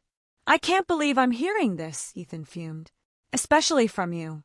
Jason is money hungry but no crook, and neither am I. Ethan suddenly cut himself off. Someone's coming. Probably security, Inez said with a calmness that amazed Nancy. Don't worry. We're covered. I'm supposed to be here to accept an early morning delivery of a museum-quality roll-top desk that old Can Be Gold is moving to the show for the client. And my excuse, you're with me. Nancy listened as a security guard approached. He chatted briefly with Ethan and Inez, then left. A moment later, Ethan and Inez headed off. Nancy waited a minute longer, then slipped out of the wardrobe, her head reeling. What was it Ethan had said about Jason's renting a condo overlooking Lake Shore Drive for a fashion shoot? Nancy called to mind the photo on the wall at Jason's show. Of course it looked familiar. The view out the window in the photo was the same as the one from Lisa's terrace. Nancy managed to slip past the security desk, and a few moments later she was in her car, heading toward Jason's loft. When she arrived, Jason's street was deserted, the stores still closed. Nancy remembered noticing an alley running behind Jason's building and drove her Mustang into it, parking directly under the fire escape. She got out of her car and closed the door softly. She looked up. Yes, she exclaimed to herself. The window looking onto the third-floor fire escape was still open. Nancy nimbly climbed on top of the hood of her car and was just able to reach the first rung of the fire escape ladder. She grasped the iron bar, swung herself up, then began the climb to the third floor. She wasn't exactly sure how she'd deal with Jason, but she was pretty sure that at the very least he would still be asleep, and his bedroom was on the other side of the loft. If she was really lucky, Jason might still be out partying, or maybe he had crashed with friends. Nancy slipped through the window and gingerly eased herself over the sill. She stood very still, listening to hear if Jason was up or if anyone was moving about the loft. All she heard was silence. She let out her breath, then glanced around the studio. It was illuminated only by dim morning light coming through the north-facing windows. The photo she needed to look at was in the exhibit in the front part of the loft. Not knowing if Jason was home or not, she was afraid to risk venturing past his bedroom to get there. On the other hand, his darkroom was right off his office area. Like most photographers, Jason probably had more than one print of that model in the condo. Nancy went to the darkroom, opened the door, and cringed as it squeaked on its hinges. She turned quickly and realized the study door was open, too late to close it now. She tiptoed into the darkroom. There were 2 or 3 stacks of prints on the counter and a slew of negatives. Other prints were clipped to a line strung from one wall of the darkroom to the other. To see better, Nancy flicked on the safety light. Reaching up, she undipped the 2 nearest black and white photos. They were of a curio cabinet filled with tribal art. Some photos were close-ups of particular items. One Nancy recognized instantly, the blow dart that had so intrigued George at Lisa's apartment. "I don't believe this," she muttered. Somehow Jason had gotten into Lisa's living room and photographed her aunt and uncle's collection. After tucking the photos in her bag as evidence, Nancy turned to the stack of proofs beside the row of developing trays. The first two were simply overexposed copies of photos Jason had in his show. But the next group of pictures made Nancy want to shout for joy. Just as she suspected, the pictures were taken inside an apartment bearing a strikingly similar layout to Lisa's, with the same beautiful view of skyline and lake in the distance. "Gotcha," Nancy murmured to herself, and then a familiar buzzing sound came from the depths of her purse. Nancy jumped, then remembered she had probably left her cell phone on. Nancy opened her bag and yanked out the phone. "Nancy!" George's voice sounded worried and frightened. "Where are you?" "You won't believe this," Nancy started to say, when suddenly she heard a sound behind her. As she turned, she was blinded by a flash of light. Then she heard something whoosh through the air above her, and finally something crashed down on her head. Searing, hot pain exploded through Nancy's brain. Her knees buckled, and someone grabbed the phone from her hand. She heard the sound of the phone snapping closed, breaking the connection with George. A moan escaped Nancy's lips as she dropped to the floor. She fought to stay conscious in order to focus on her assailant, but as the shadowy figure loomed above her, the room dissolved into blackness and she passed out. Chapter 14. A clever ruse. As if from a great distance, Nancy heard a screech of brakes, then felt a sudden jolt. Her body jerked to one side, and her arm crashed against something hard and cold. As her eyes popped open, a wave of pain roared through her head. Her stomach clenched, and she fought back the urge to throw up. Closing her eyes again, she felt the nausea pass. She touched her head and winced. She felt as if someone had taken her brain and used it as a bowling ball. "Where am I?" she wondered. Wherever she was freezing. This time she opened her eyes slowly, and her surroundings gradually came into focus. She was in some kind of train that was moving. A brief glance around, and the daylight coming through the windows told her that she was on one of Chicago's elevated train lines. When the train's motion had jerked her awake, she had bashed her arm against the cold metal wall of the car. "Hey, there's some kid in here!" someone shouted from the far end of the car. Nancy turned her head gingerly and saw a uniformed transit worker standing in the open door of the car. He motioned to someone in the next car, then strode up to Nancy. The man definitely looked annoyed, but as he neared, his expression changed. "Are you okay?" he asked, his voice softening with concern. Yes, Nancy told him. "What line is this?" "The blue line," he told her. Nancy gasped as the memory of what happened flooded back to her. The blue line ran through Jason's neighborhood.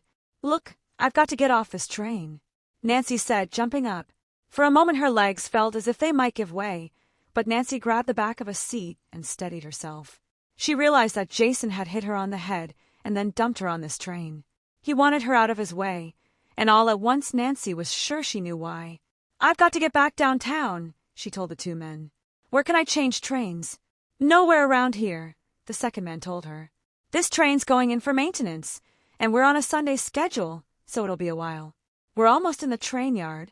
I guess Manny forgot to check this last car at the terminus. But you look like you've been hurt.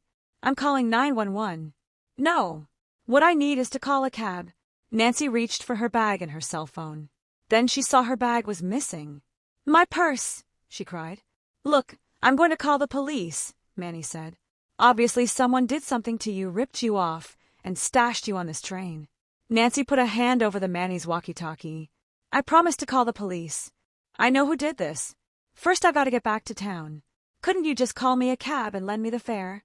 The men looked dubious, but at Nancy's insistence they broke down.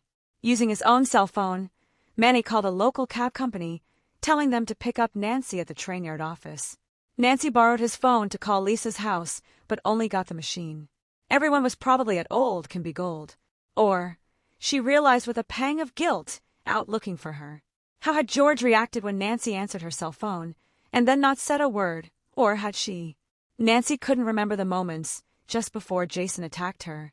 15 minutes later, after taking Manny's address to send him a check to repay him, Nancy was on her way back to town. As she rode back in the cab, she was furious with herself and with Jason. What a two-faced creep. A two-faced smart creep. The guy had a really good scheme going for him, and unless Nancy could get back to the condo and into the apartment next to Lisa's before Jason did, he'd erase all evidence of his crime. He only had to destroy his negatives, then move his equipment out of the condo, and he could claim to know nothing. The doorman and the super would play dumb. Nancy barely waited for the cab to come to a full stop in front of Lisa's building before jumping out. The doorman was the one from the day shift, not Carl. He recognized Nancy, who smiled but continued straight for the elevator. Fortunately, she didn't need a key to Lisa's apartment. When the elevator opened on the 20th floor, Nancy punched in Lisa's door code and entered the apartment. No one was home. She headed right for the terrace. Stepping outside, she shivered in the stiff, cold breeze blowing off the lake. Nancy climbed over the cast-iron divider onto the next terrace. Pressing herself against the narrow strip of brick wall, she hazarded a glance through the glass doors. Now, by daylight, she could see the room was filled with photo equipment, but the lights were out and it looked deserted. That surprised her. Jason should have headed right to the condo to clear out his stuff the minute he had gotten rid of Nancy, and before she had a chance to call the cops. Why hadn't he? The doorman. Carl was off until 4, and the super didn't cover the door until around 12. If Jason had paid Carl and the super to let him use the apartment for the shoot, he wouldn't risk the other doorman not letting him in the building. Jason would wait until the super covered for the daytime doorman. Nancy checked her watch. It was almost noon, the time the doorman broke for lunch. That left her about 15 minutes. The terrace door was still locked, but the lock, like Lisa's, was easy to jimmy. Then Nancy's stomach sank. Without her purse and wallet, she didn't have a credit card or even the little picklock set she always carried along with her penknife. The penknife! Before climbing Jason's fire escape, Nancy had taken it out of her bag and stuffed it in her pocket, just to have it handy. She reached into the back pocket of her jeans. The knife was still there. Nancy opened it and slipped the blade between the doorframe and the door. On the first try, she pried it open and let herself in. Nancy's gaze swept the apartment. Jason had certainly camouflaged his activities. The place was still partially set up for a fashion shoot, with standing tungsten lamps and an old-fashioned sofa set up in front of a cloth backdrop. Yvonne Bly's black cocktail outfit was hanging on a garment rack, together with a couple of men's tuxedos and some fancy silk ties. The whole thing looked totally legit, except perhaps for Jason's unusual rental arrangement with the building staff. Even that was not high crime, not a big deal, but assault and burglary were. Nancy quickly searched the apartment, but the bedrooms were bare, the closets empty. She went back into the living room, disappointed, and started toward the terrace door. She noticed that the drapery behind the sofa was bulging, slightly. She lifted the creamy fabric and hit pay dirt. Sure enough, George's battered reel-to-reel tape recorder was there, but was the tape still inside? Hopeful, Nancy opened the lid. 2 reels of tape were set up to play, with the leader already threaded in the empty spool. Nancy unplugged one of the lights from an extension cord and plugged in the tape recorder. The on button lit up. She pressed play and sat back on her heels. There was static, some voices, and then Lou Knight and Carrie Black jamming what became Mama's Bad Boys' last hit song. At the end of the song, Nancy turned the tape off. When she reached for rewind, she accidentally pushed fast forward. Just as she punched the off button, a voice exclaimed from behind her, "Girl, you sure have one hard head." Chapter 15. Over the Edge. Jason! Nancy recognized the voice. He didn't answer. "Now get up! Slowly!" he commanded, prodding Nancy in the back with some kind of hard object. A gun. Nancy's heart leaped to her throat. She started to turn. "Don't turn around," he snarled. He prodded her again, pushing her slightly forward. Nancy's hand was on the tape recorder. Thinking quickly, she pressed the record button. "Get up! Now!" Okay. Nancy got up slowly, keeping her eyes focused on the glass of the terrace door. It was clean and shiny, and Nancy could see Jason's reflection perfectly. "Jason, you're only making things worse for yourself." Jason's lips curled into a self-satisfied smile. "Don't you get it? I'm not Jason." Nancy's jaw dropped, and she started to turn to see for herself. "No looking. That'd be cheating," he said. As he talked, Nancy felt the pressure against her back let up. Maybe if she could distract him, she could make a break for it. The terrace door was still half open. "You know what happened this morning, or you wouldn't be here," she said. "Jason must have told you. I searched his darkroom and came up with clear evidence that he had a shoot here." "Really, that's pretty lame evidence," Ethan sneered. A sliver of doubt entered Nancy's mind. Was this really Ethan? Bess had blabbed to Jason, but who else knew Nancy was on the case? Then she remembered overhearing Inez tell Ethan. Nancy ignored his jibe and continued her story. He bribed building staff to let him use this condo for a shoot, but only because it was next door to Lisa's aunt and uncle's art collection. Creative thinking, but no way to prove that. Wrong. Nancy went on. I saw photos of the collection in Jason's darkroom. Nancy saw a sudden movement reflected in the terrace door. Someone else had come through the front door. It was another man. Nancy's heart sank. If this was Ethan's accomplice, she was in big trouble. She had a chance at subduing one man, but two at once. Jason, the other man exclaimed. Are you crazy? Whichever twin was behind Nancy spun around. Nancy sprang to the side, darting out of reach. She made it as far as the terrace door before she noticed it was Jason who had just arrived. Or was it Ethan? They weren't dressed alike, but their faces were identical. The twin who'd held her captive was wearing nylon warm-up pants and a matching anorak. Some kind of black cloth was draped over his right hand, concealing the hard object he'd shoved in Nancy's back. The guy at the door was dressed for work in a sports jacket, a turtleneck, and dark brown pants. One of these guys was Ethan. Nancy had heard Ethan earlier at the Old Can Be Gold site, but she hadn't gotten even a glimpse of his shoes. Is that a gun? The newcomer asked, stunned. Of course not. The first twin tossed aside the cloth to reveal a small collapsible tripod. As he did, Nancy noticed his watch, a Rolex. It had been Jason all along holding her captive. So how'd you find me here, Josen? He asked, positioning himself between Nancy and the terrace door. Ethan frowned. Jason, stop playing this twin game. What's going on here? Have you lost it? You can cut the act. Nancy is probably wise to us now. To us? Ethan gasped. He closed the front door behind him and walked down the steps from the foyer into the living room. He was staring in horror at his brother. Tell her why you're here, then, Jason said, folding his arms across his chest and jerking his head toward Nancy. You weren't at the loft this morning. You wanted more information about that tape, and I didn't have a chance to tell you last night. It's been stolen, Ethan said. Then to Nancy's horror, his eyes lit on the open tape recorder. Nancy saw Ethan's expression register total shock as he realized it was recording. She cringed, waiting for him to say something to Jason. Oh, you have the recorder, he said, then managed to tilt the lid, so the revolving tape was hidden from Jason's view. Ethan avoided glancing at Nancy. He was aware the tape was recording what could be devastating evidence against himself and his brother.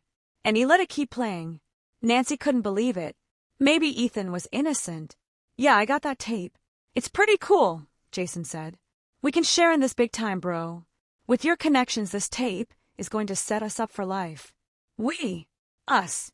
Hey, keep me out of this. Look, I know you stole the tape. How you knew about it before you rented this apartment is beyond me. I didn't. Jason shrugged. I overheard Lisa talking about her aunt's collection. I have clients interested in tribal art, and by the way, I found them on your girlfriend's website. Thrifty treasures, Ethan exclaimed. Don't look so shocked. Once I find a buyer on the black market, my associates obtain the goods. Thieves, not associates. Nancy corrected angrily. So you are behind the burglaries, she accused, knowing that the tape was still recording. I play my part. I get my cut, Jason bragged. A big one, believe me. But what about the tape? How does the tape fit in? Nancy prodded, wanting to get the whole story recorded. Jason leaned against the sofa and actually looked proud. Before I made my move on Lisa's apartment, you girls and that tape turned up. You left it right in the middle of the living room, or practically in the middle of the living room. And Lisa never locks that terrace door.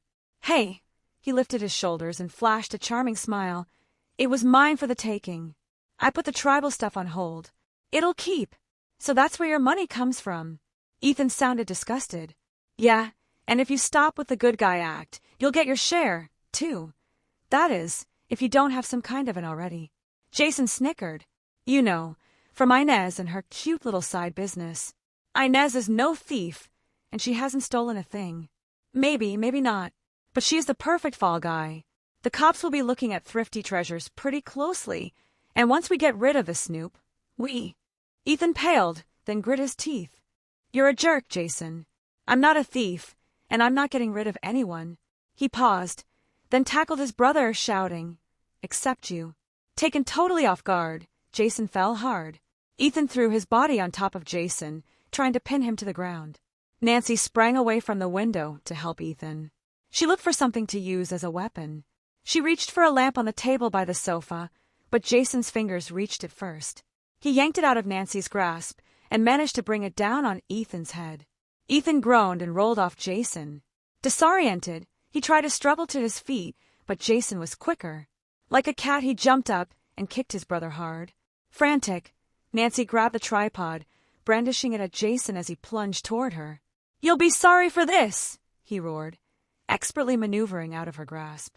Reaching for her right arm, he wrenched it behind her back, twisting her wrist until she dropped the tripod. He started pulling her toward the terrace. "Little Snoop was out on the balcony on a windy day, and she tripped and fell," he said, struggling to drag her toward the railing. Nancy managed to free one arm as Jason pressed her back against the railing. She felt him try to pick her up. Nancy planted her feet, and with her last bit of strength aimed a karate kick at Jason's head. She made contact, hard. He yowled and fell backward, slamming his head against the concrete floor of the terrace.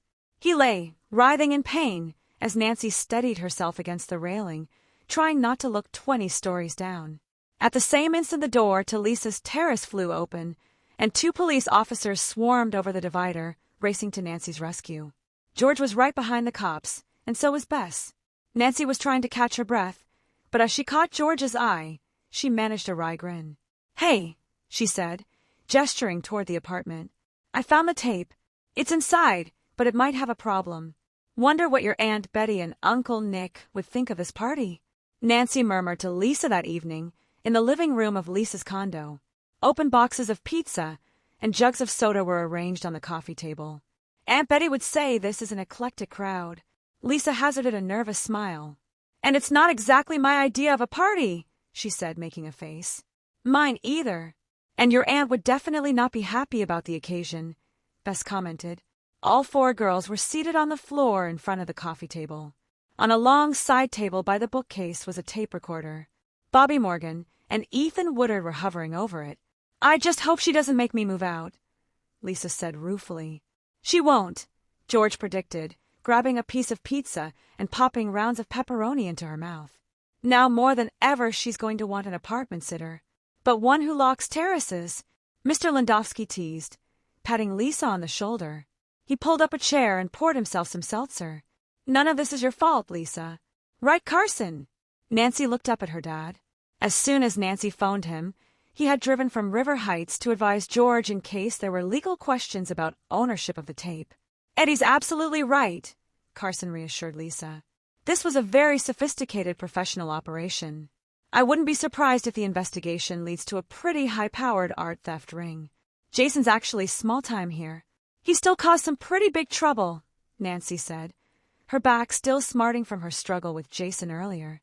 "The cops had arrested him, designated the vacant apartment as a crime scene, and brought everyone, including Nancy, George, Lisa, and Bess, in for questioning. Inez was cleared of any wrongdoing, but Mr. Landosel was furious with her and had fired her on the spot. He was threatening to sue her over her thrifty treasure site. At the very least, Nancy had to agree that the venture had been unethical. But Ethan was going to bat for her, trying to ward off any legal action. As for the tape, it took Carson, an entertainment lawyer representing Lou Knight's estate, and Eddie Landowski to convince the cops to give it up, at least for the evening. They needed to hold the tape until Jason's trial because Nancy had recorded Jason's conversation. Ethan had objected strongly. The tape was possibly a very valuable property, and a copy should be made immediately of Lou Knight's song unless Nancy had recorded Jason's voice over it. While they had waited for the detectives from the local precinct to bring the tape back, the lawyer said that the legal issues of ownership were complicated, but in any event George would receive some hefty compensation whether it was sold at auction, bought by a recording company, or claimed by Lou Knight's heirs. Bobby turned from the sideboard and called the room to attention. "Well, here goes nothing," he said, winking at Nancy. As Bobby pressed play, Nancy crossed her fingers. He transferred the tape to a modern reel-to-reel machine. That in turn was hooked up for dubbing on another reel-to-reel studio-quality machine. Static erupted from the speakers. The sound fidelity was 10 times truer than on the old battered machine. There was the sound of voices, some laughter, and then a deep male voice counting, and 1 and 2, and the room filled with the gritty, unproduced version of Lou Knight's trademark tune, Knight's voice blending with Carrie Black's. The song ended, and one of the detectives motioned for Bobby to turn off the tape before Jason's voice could come on. Nancy's body sagged with relief. She hadn't erased the important part of the tape. When Bobby looked up, his eyes glittered with tears. "Now, that is something I never thought I'd hear, not in this lifetime." He turned to George and grinned. "You've got yourself the genuine article, Lou Knight's Lost Last Song." Thank you for listening to this audiobook. We hope you enjoyed the story. Your feedback is invaluable in helping us improve the quality of our audiobooks. We appreciate your support and look forward to bringing you more stories in the future. If you have any audiobooks you would like us to make, please comment on this video. If you enjoyed this and want to support more projects like this, please consider becoming a Patreon member. Patrons receive special access to exclusive audiobooks, early access to new releases, and the ability to listen to the MP3 versions. You can find the link to our Patreon page in the description below. Until next time, happy listening.